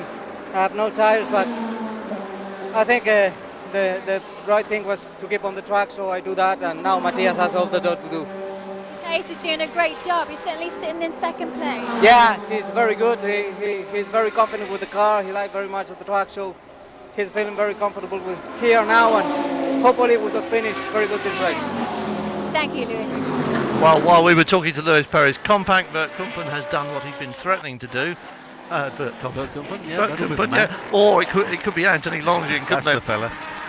But he's through, and he's getting away at a fair old rate of knots, isn't he? Yes, he is. He's pulling away very nicely. Golden, with Fessler now back in the car, and having dropped to 3rd, in fact, during the pit stops, not quite able to maintain the lead which I described to him earlier. So sorry, Marcel, but he will soon be back in the lead, either because he will pass both the cars ahead of him because he's quicker than either, or because they will both have to dive into their pits for their second mandatory stops, either of which means they are going to fall behind again. This pair, however, look as though they've got GT2 sewn up, and Tony Wielander hands back to Jimmy Bruni. They've got GT2 sewn up. Anthony Kumpen's name is now at the top of the leaderboard. The number 4 Celine is leading this race. I know what you're going to say, Graham, about the pit stops. I know all about that. But what I was going to say before we spoke to Compact, last time he did so well, he got so excited that he crashed the car immediately on seeing the leaderboard shown to him. Yeah. So let's hope he doesn't go that way exactly. again. In the meantime, Marcel Fessler has made his way through past Fabrizio Golin, who doesn't seem quite to have the speed in the 6 car this weekend that they've managed to conjure out of the 5, and that isn't the way that they wanted it to go. They really wanted the Mike Hazelman's car to be right up at the head of the field. In any case, Bartos is currently, although owing us a stop, in 4th place. Yeah, so as we keep saying, unless something terrible goes wrong with that number 1 Maserati, Michael Bartels, Andrea Bertolini have clinched the driver's title here, but we've still got 27 minutes to go. We've still got a handful of laps to go. But this is motor racing, is it not? Yes, allegedly it is, and yes. This is a very fine place to come and do it, because not only is the location superb, but it's a track which actually allows for racing. We've seen a fair bit of that in all the classes. Bruni leads GT2 from Joel Mathias at the moment, and there's pit stops to be completed, as we say, before we've got the final running order. There's Thomas Biaggi. You crashed up at the first corner in Zolder, but you're certainly doing okay here today in Argentina. Yes, I tell you, it was very, very difficult at the beginning. I don't know the reason why, but in the first 4 laps I had a problem with the front. The car was not turning at all. I know the track was full of dust, was dirty, but the car couldn't turn at all, so many times I went off. I think we've lost Thomas, and that's the RF camera freeze, so dreaded by TV directors around the world. It stops talking to home base and we get a freeze. So we're back on with track action, and I think we're looking at a replay, judging by the way that is jittering along at slow motion. And that's Kumpen's pass, isn't it, for the lead, is it not? Yes. Which is what we saw earlier on. He's still there at the top of the field from Marcel Fassler. Yep, and then still loses a pit stop, as does Michael Bartels, of course. So it is not going to be P1 for Anthony Kumpen, unfortunately. I think after the pit stop, I think they're still there on the podium, aren't they? Yes, for the moment. I think Bartels is far enough behind that it's unlikely that even the magic that is the Vitaphone pit crew can do anything to encourage them up onto the podium this time. But as you say, 25 minutes remain and time still there. Bartels just diving into pit lane now as we speak to make his stop. There he is, and as ever they take the first pair of pits into pit lane. Michael Bartels comes out, job well done. One of the tear-off strips is removed from the windscreen to give a clear field of vision to Andrea Bertolini as he will finish off, and the car almost rolling before the door was shut. Remarkable. That's how they do it. Well, it's actually on a bit of a slope too, this pit lane, and cars will roll forwards if not held back. But that was absolutely the quickest thing you've ever seen in terms of a pit stop, wasn't it? Yep. Driver was hardly strapped in when the fuel hose came off, and away it went. And I defy any other. What's wrong with that? Oh, that's not right at all. Oh, the back wheel's off, isn't it? So that right back wheel is off. And that is parked and finished and out of it.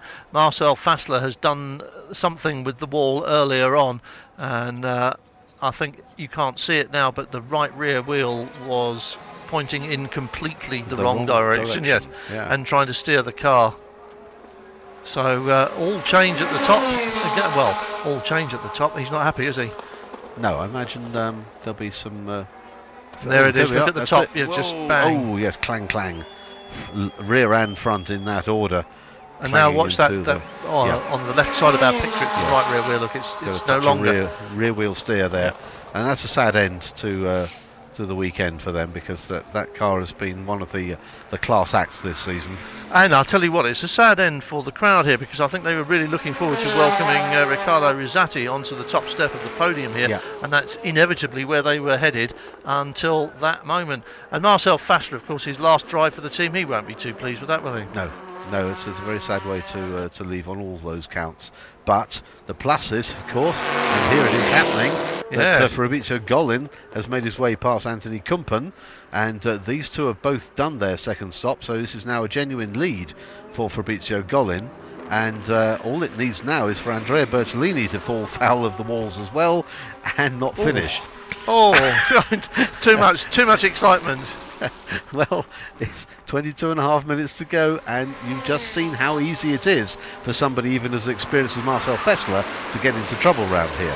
Well, this is absolutely another illustration of just how simple it is to get it wrong in a big way, and how unforgiving the wall is. There's no runoff here, there's no room for error. If you go a little bit over the edge, if the tyre jumps over the curb, you hit the wall and things break. That's all there is to it. Yep, end of story. And in fact, that will now be Mike Hazelman's back at the wheel, won't it? Yeah. Although Tom Swan hasn't yet picked up with that because they haven't crossed the line yet. And it will be, yes, it will be Bob Nugent. Yes, the timing and scoring's got him right anyway. Yeah, they started us off, and it'll be Hazelman who now leads, which is what he needed to do all along. But he also needs Bertolini to be finishing rather lower down than he currently is. What he needs was more cars behind him, wasn't it? And they've all gone. Yeah. And we've got 21 minutes left for Mike Hazelman to win the final round of the season, which is a good end to the year for him and for the team. But it won't stop Michael Bartels and Andrea Bertolini picking up the driver's title. Definitely not, and there's no reason on earth for Bertolini to risk anything. Here's a little Argentine scrabble for you. They're not all fighting one another because they're in different classes, but that is Jose Maria Lopez who is not going to give up his chase of Maxime Soulet, even though he's 40 seconds adrift of him, and carving his way through the GT2 field, finding his way first past Matthias Russo, and then I think that was the lapped car, wasn't it? The yellow mirrors, which was Joel Comathius, which is now handed back again to Nicky Cadeson. Comathius on the timing and scoring screen. Okay, you see Jude hand back to Balbiani. Perhaps yes, they've only done the one stop, haven't they? So Joel Comathius still there, ahead of Matthias Russo, but Russo looking to get the place back. This is the battle then for second place behind Jimmy Bruni. So at the moment it's all Ferrari, with Marcus Paltala, the top Porsche, down in 6th place in class.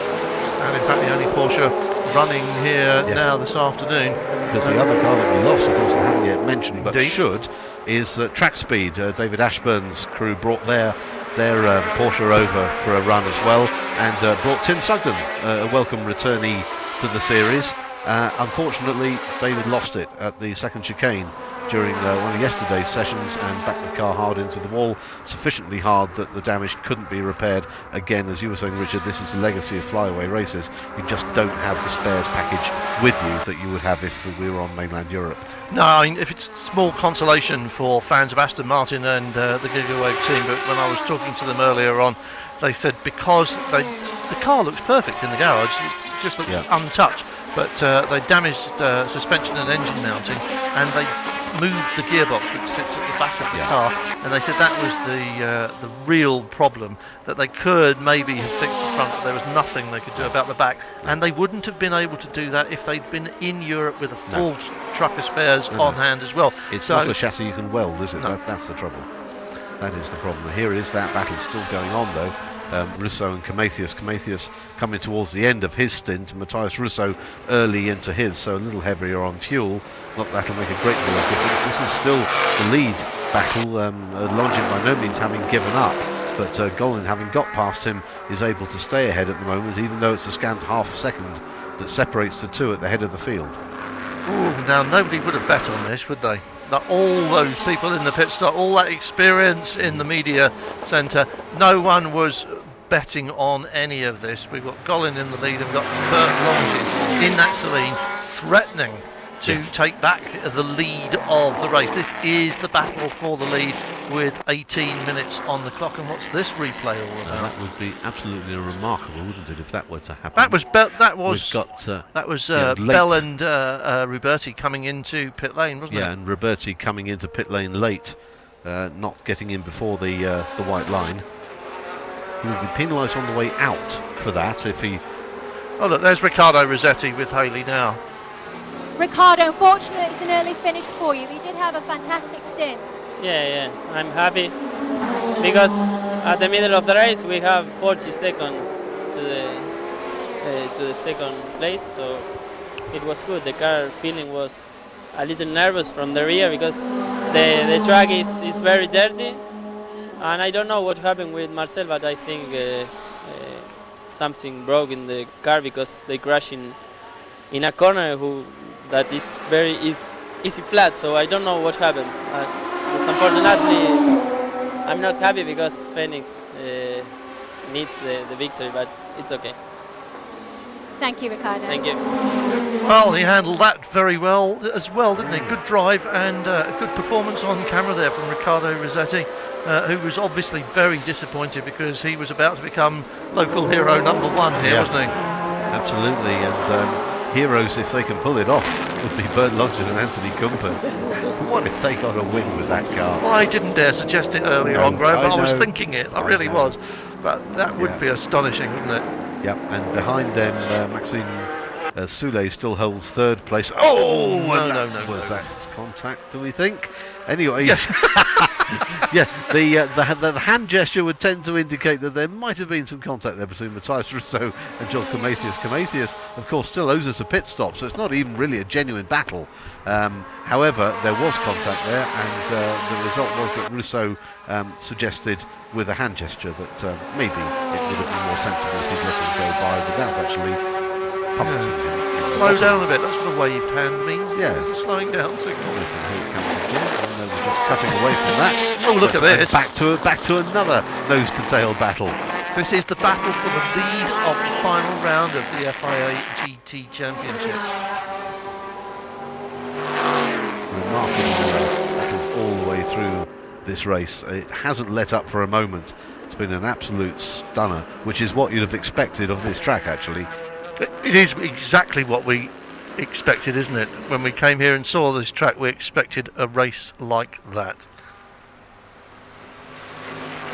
Jimmy Bruni up at the head of GT2 still, and in a remarkable 6th place overall. There has been some carnage behind in the GT1 field. We've lost 4 of our GT1 runners to various problems and accidents along the way. And headlights flashing there from the race leader as he comes up on the tail end of the 62 car. Who's out in that now? Is that Babini back in it? Now. Yep. They've done their allotted 2 stops. Both the GT1 cars will get safely through, and Babini bravely perhaps taking to the dusty part of the track to give them room to go through on the clean line, being aware as he would that this is an important battle. Team manager car 77, report to the stewards immediately, it says on my screen. Now that's Malucelli's car, not Comethi's. Same team manager, isn't it? So this is that crossing a white line incident that we saw replayed earlier on, coming into pit lane a little late. I wonder if that was just that he was reacting very late to Rob Bell's decision to come in. I think he just decided to go with him, didn't he? Yes. Yeah. And whether that will cost him, I don't know. It certainly won't cost him 2nd place in the championship, will it? And you sort of think that team manager car 78 will be up on the board any moment now as well. And suddenly Bert Longin doesn't look as though he's going at the right sort of pace.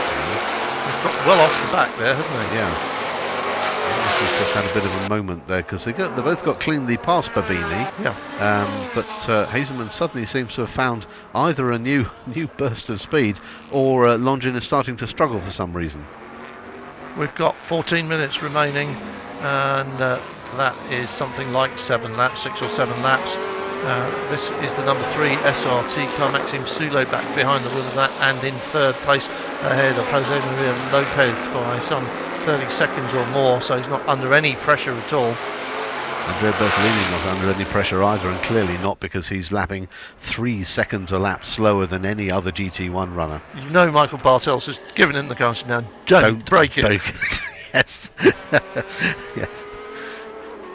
Yes, and if you do hit the wall, don't come back to the pits. Just sell the remains for scrap and emigrate. Yes, in a hurry. Yeah. In a hurry.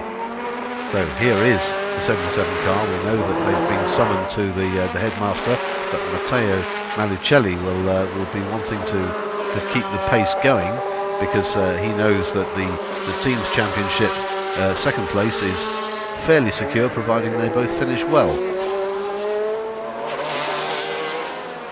Behind him, Enrico Cordi starts to issue another challenge in the CR Scuderia car, number 56, coming up behind and lapping in much the same sort of pace as the BMS Scuderia car there. This is the Maxime Soule driven SRT Corvette, currently in 3rd place, and half a minute separates him from Bert Longin ahead, but also from Jose Maria Lopez behind. So in a bit of a no man's land, having a rather lonely race at the moment, but SRT will be pleased with a podium slot from the back of the grid, having made a mistake on their tyre selection for qualifying, literally put the wrong set on, and penalised for so doing, because the rules dictate that you must put on a specified set, and they didn't. And I think you were probably right about Longin just having a little bit of a moment earlier on, because he lost a couple of seconds on that last lap, and you saw the gap to Hazeman get much bigger, but he was actually a bit faster than Mike Hazeman in the first sector of his next lap, so it looks as if he's back on the pace, and he should be back on the rear wing again, and giving Mike Hazeman a hard time in the final 11 minutes of this race. Yep, Jose Maria Lopez lapping a couple of seconds quicker than Maxime Soule, but there won't be enough laps left for him to get anywhere near close enough, unless Soule has a problem, of course. We wouldn't wish that on them. No, absolutely not. And identical middle sector times for Hazeman and Longin, which suggests that when we see him, he will indeed be glued to the back end of the Corvette. And identical, no! Dear. 78. Phil Comethius, take a bow. Well, that's finished, isn't it? That's all over for him. That's not. You're not even going to drag that back to the pits, are you? You are going to try. I think we should be waving black flags at that now, shouldn't we? Probably advise against it, wouldn't you, at this point? There's half a car hanging off there. Yes, that's the headlight nacelle which has come down through the bodywork. Let's have a look and see the what. reason why. Oh, this is post impact, isn't it? Yes. And that's that turn 6, isn't it? That's that It's chicane. already happened. One or two drivers in interview mentioning the surface getting a bit loose. I wonder if that's contributing to some of these drivers' demise. Well, we've seen a warning that turn 22 was slippery, but we knew that because a few people had already been off there. That was Marcel Fassler's moment, wasn't it? We've got a change for the lead. He's done it. But Longchin is passed. He's done it. And he's passed quite well. So where that happened and when, we're not quite sure, because we were, for the time being at least, diverted our attention away to that car, which is making its way back to the pits. But Hazelman has got mugged somewhere by Bert Longin and is now going to be anxiously trying to get that lead back. The last thing he will want is to finish second. Bertolini's still going serenely round in 2:23s, while these two are hammer and tongs. Hazelman has made a mistake last time round because he was 4 seconds almost slower than Longin, but no more. He's right back up on the tail, and we've got just little under 10 minutes left, so about 4 laps at race pace. Absolutely, this is going to be a grandstand finish to this race and to this FIA GT season. What a fantastic last few minutes of the race we are about to see. You're looking at the man who's going to become Drivers' Champion with Michael Bartels, but here you're looking at the most unlikely winner of this final round if he can stay there. Can hold on. Mike Hazelman has got to win the race in order to be in with a shout of the championship. Well, in fact, actually, no, it doesn't matter to Mike Hazelman where he finishes, because if Michael Bartels finishes, it's all over. If he doesn't, he'll be champion from anywhere. No, but you know Mike Hazelman will not want to finish anywhere but on the top step. That's the sort of man he is. He doesn't do second places. I know, in fact, I'm just doing the sums. He's actually got to win, hasn't he, still? Yes, he has. Yep. And if Bertolini continues, then fine. But if Hazelman doesn't win, then it doesn't matter what happens. No, so he's got to try and get back in front of Bert Longin. I think Anthony Kumpen has hidden his face. If you were Anthony Kumpen, you wouldn't watch this, would you? No. I think you'd be frantically chewing your fingernails in the back of the garage somewhere and not able to watch. Maxime Soulet is a long way back, 30 seconds and more in third place, and then Jose Maria Lopez is fourth. Will we see Argentina on the third step of the podium, or will he finish in fourth place? We'll have to wait and see. We've got 8 and a bit minutes going on that as this battle for the lead between Anthony Kumpen, who is the leader, continues. I say Anthony Kumpen because it's there in the pit lane with Haley. Anthony, Bert certainly is involved in a great battle for pole position today. Yeah, we're leading, so it's good. I had a good stint. I took over second place, and then it pits up. Unfortunately, we lost the place, but Bert is back up in first, so let's hope so, because we had a terrible season and it will be a good end. It certainly is exciting to watch. Yeah, it's very exciting, and it's Mike Hazelman's behind.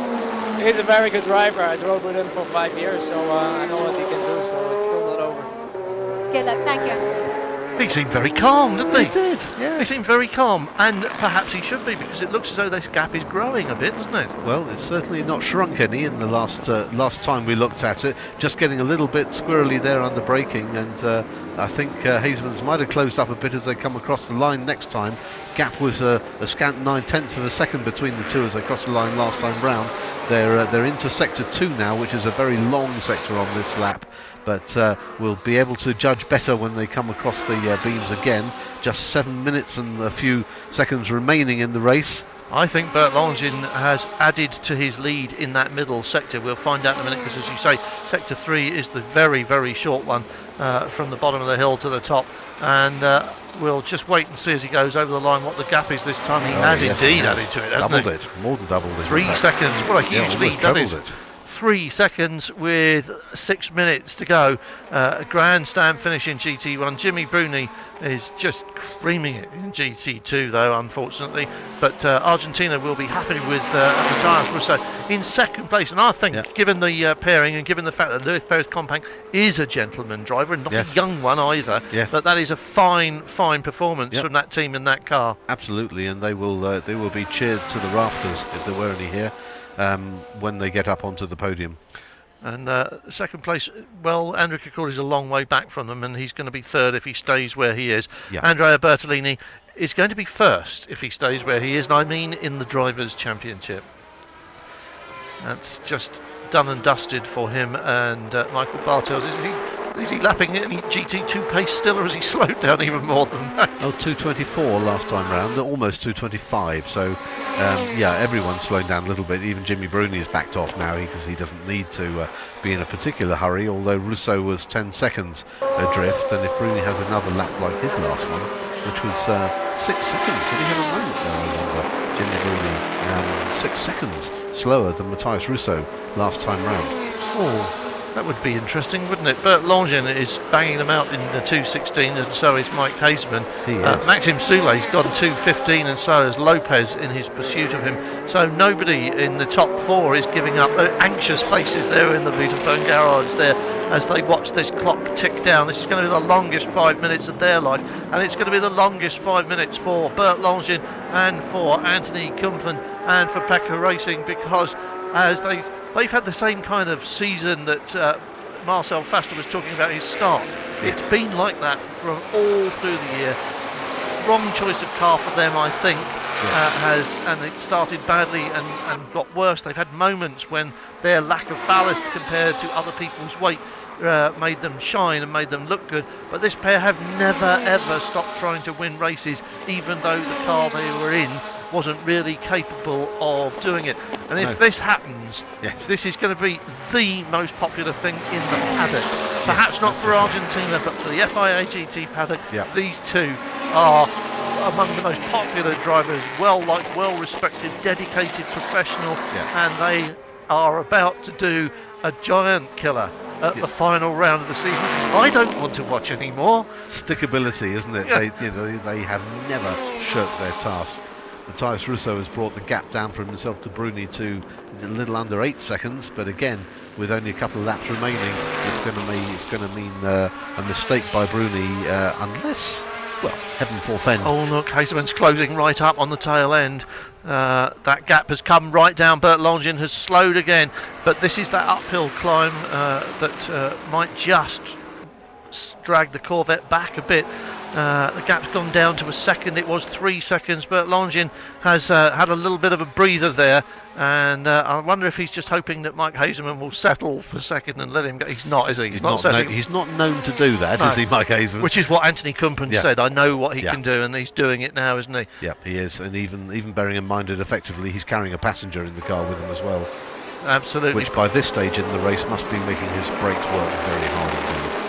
Not champion-elect, champion in all but name there, and this gap is no longer a second, is it? Mike Haseman is towing right up to the back of the Celine in front of him, and we look back down the field to see how the GT2 order is coming on. It hasn't really changed. Matthias Russo's second place looks pretty safe. The leaders were just coming into shot there and away up the hill. This is going to sap the power of the Corvette. Tail end sliding about all over the place. Mike Haseman is having to work hard, as well as Bert Longin. A little bit of rallycross happening at the end of this. Yeah, 2 minutes. Let's have a look at this clock. 2 minutes 40. They're going to have to do 2 more laps, aren't they? Yes, they are. And the rest of this, I think, is coming up to the. Yes, they are. Still in sector 2, so they may do Sector this 3, lap and one more, mightn't they? They might just get away with it. It's got to be under 2:16 when they cross the line, really, for it to be one more lap. Well, they're doing 2:20s at the moment, so I think we're going on to the last lap now. Yes, we are. This is it. Final lap is happening now. It's the last lap of the last race of a 10-round championship It's going to end with Michael Bartels and Andrea Bertolini claiming the crown. But what will happen here, Graham? What will happen here? Mike Hazelman says what's going to happen here is I've been holding back and now I've got one more chance of this and I'm going to take it. He is not going to give way on this one at all. But Bert Longin is a tough cookie, and if Mike Hazelman thinks he's going to have an easy way round him, he's got another thing coming. But I wonder if Hazelman's has just been holding back a little bit for this last lap.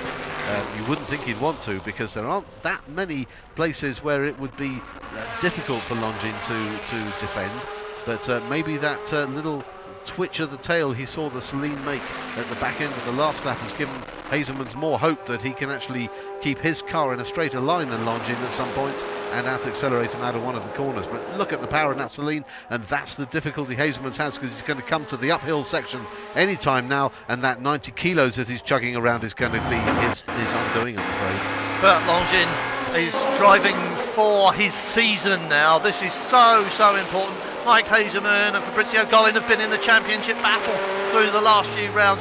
They've had their ups and downs, they've had their moments of glory, but for Bert Longin and Anthony Kumpen, it's all been down, and now they are driving for their season at the end of this final round of the FIA GT Championship.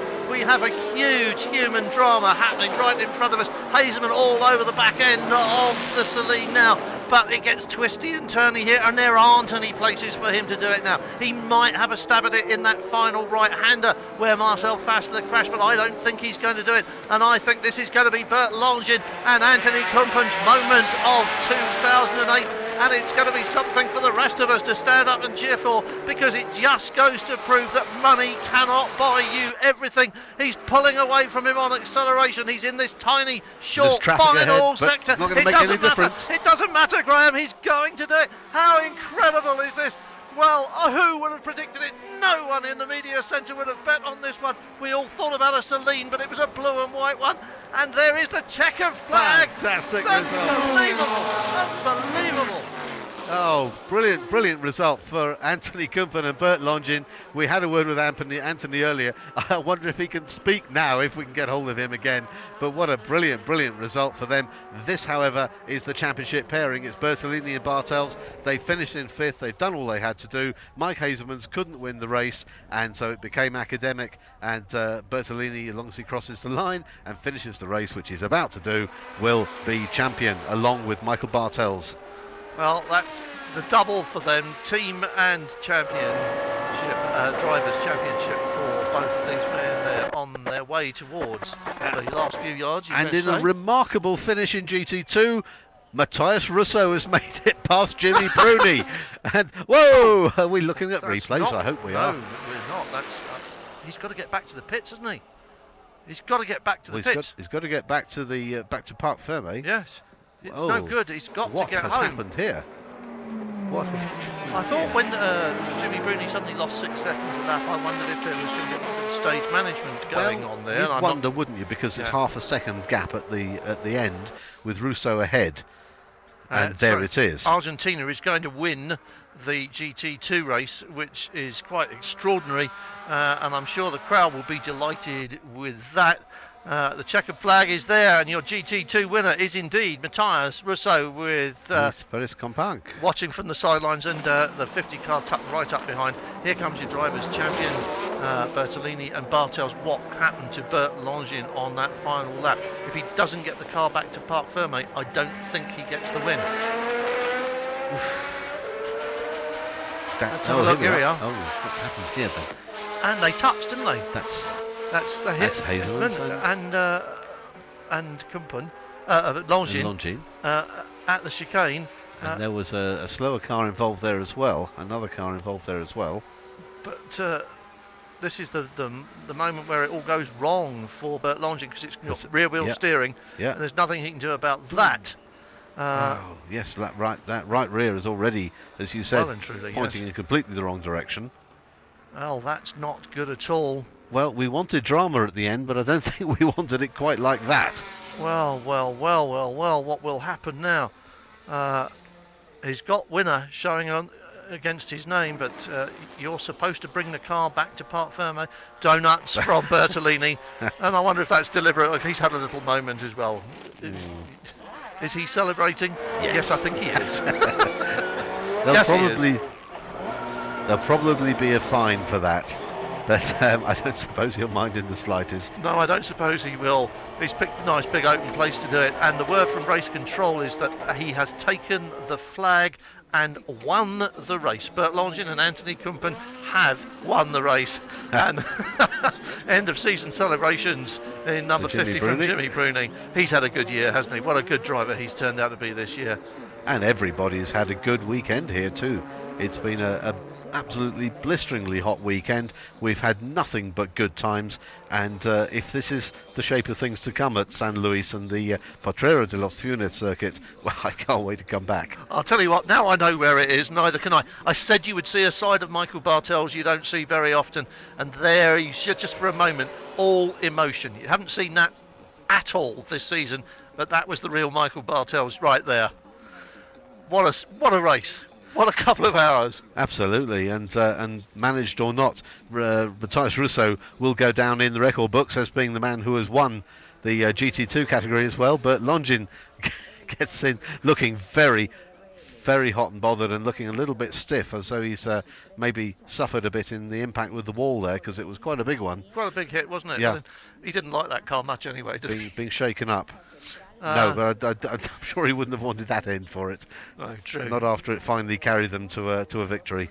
That was giant killing, wasn't it? And it's not over yet for Jimmy Bruni, who's still enjoying himself out there and entertaining the crowd. I'm sure that the spectators around the circuit will appreciate the gesture.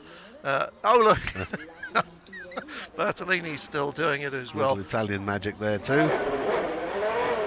Well, they've certainly christened the circuit one way or another, haven't they, this group? I'll tell you what, this circuit has been well and truly christened, and hasn't it given us a fantastic end to our season? Absolutely fantastic end to our season.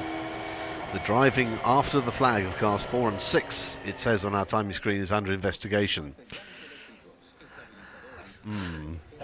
Yes. Drama after drama. Donut after donut. Exuberance aplenty. And quite rightly too. Vitafone have done what they came here to do. They've gone away with the Drivers' Championship to go with the teams that they tied up last time out. Well, we wait for the podium, and of course we will have to wait, because somewhere on the circuit in one of the course cars is Bert Longin, who took the checkered flag. There is the confirmation. It's an official result. It'll be subject to the steward decisions, because if they decide to penalise that pair for messing about after the checkered flag and give them a 30-second penalty, it'll all be terribly different, won't it? Well, if it's 30 seconds, it'll be okay. If it's 35, then Maxime Soulet wins.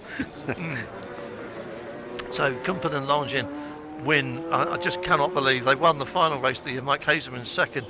Good but no cigar as far as he was concerned. But basically, once the field had thinned and it was impossible for Michael Bartels and Andrea Bertolini to finish lower than 6th, their hopes at the championship had finally evaporated.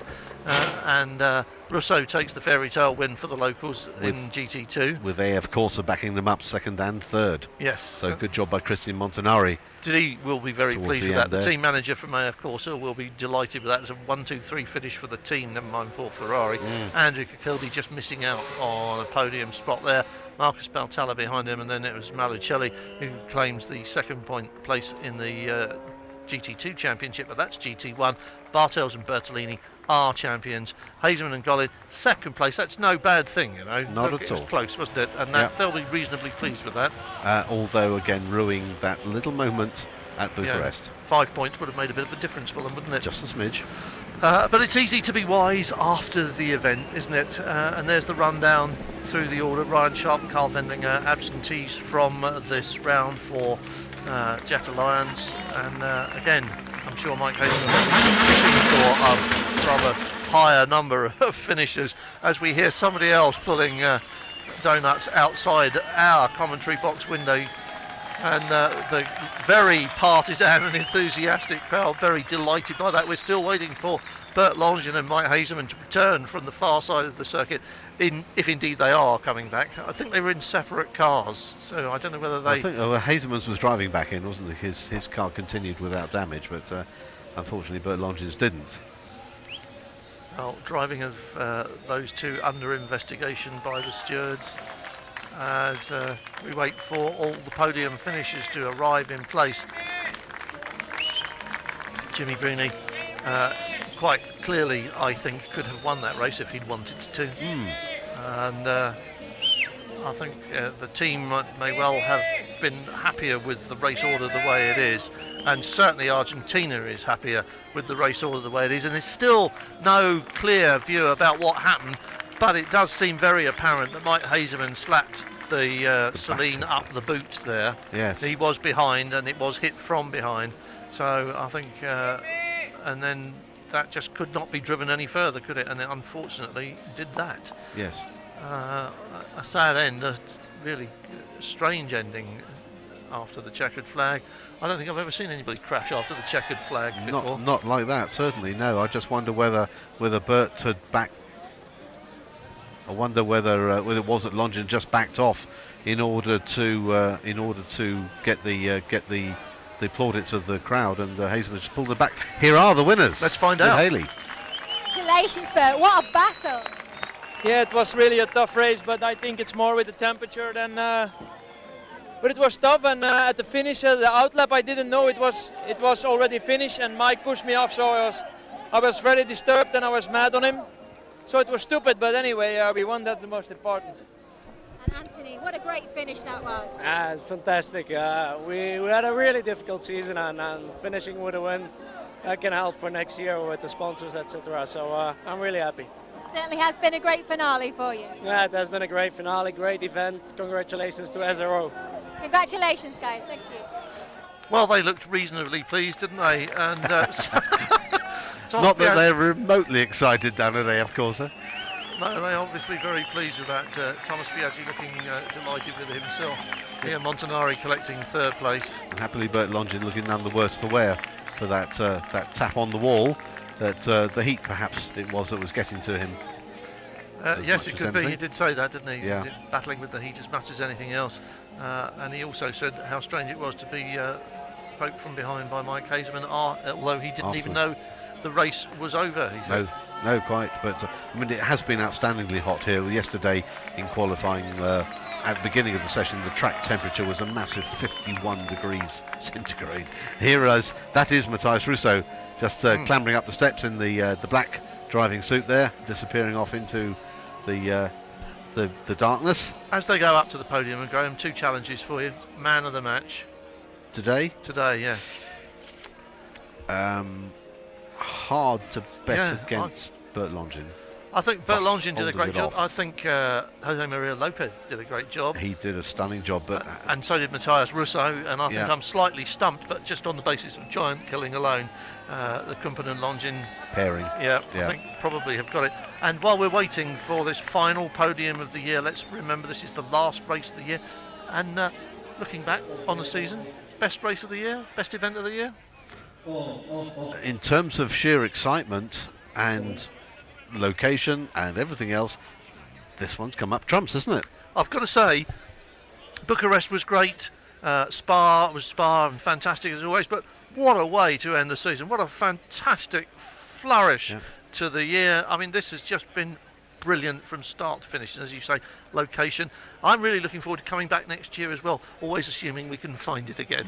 Yeah, well, hopefully this time next year, the one thing they couldn't manage before the weekend they will have done, which is to find some signs to put up to help us find a place, especially in the dark. But here they are. They've Vodafone have got their championship board out, and haven't they deserved it? So Michael Bartel's Andrea Bertolini clinched the final title for the season. They're coming up onto the podium to end our season. From Graham and myself here in Argentina, we've got to say thank you for watching us all year. See you in 2009. Goodbye.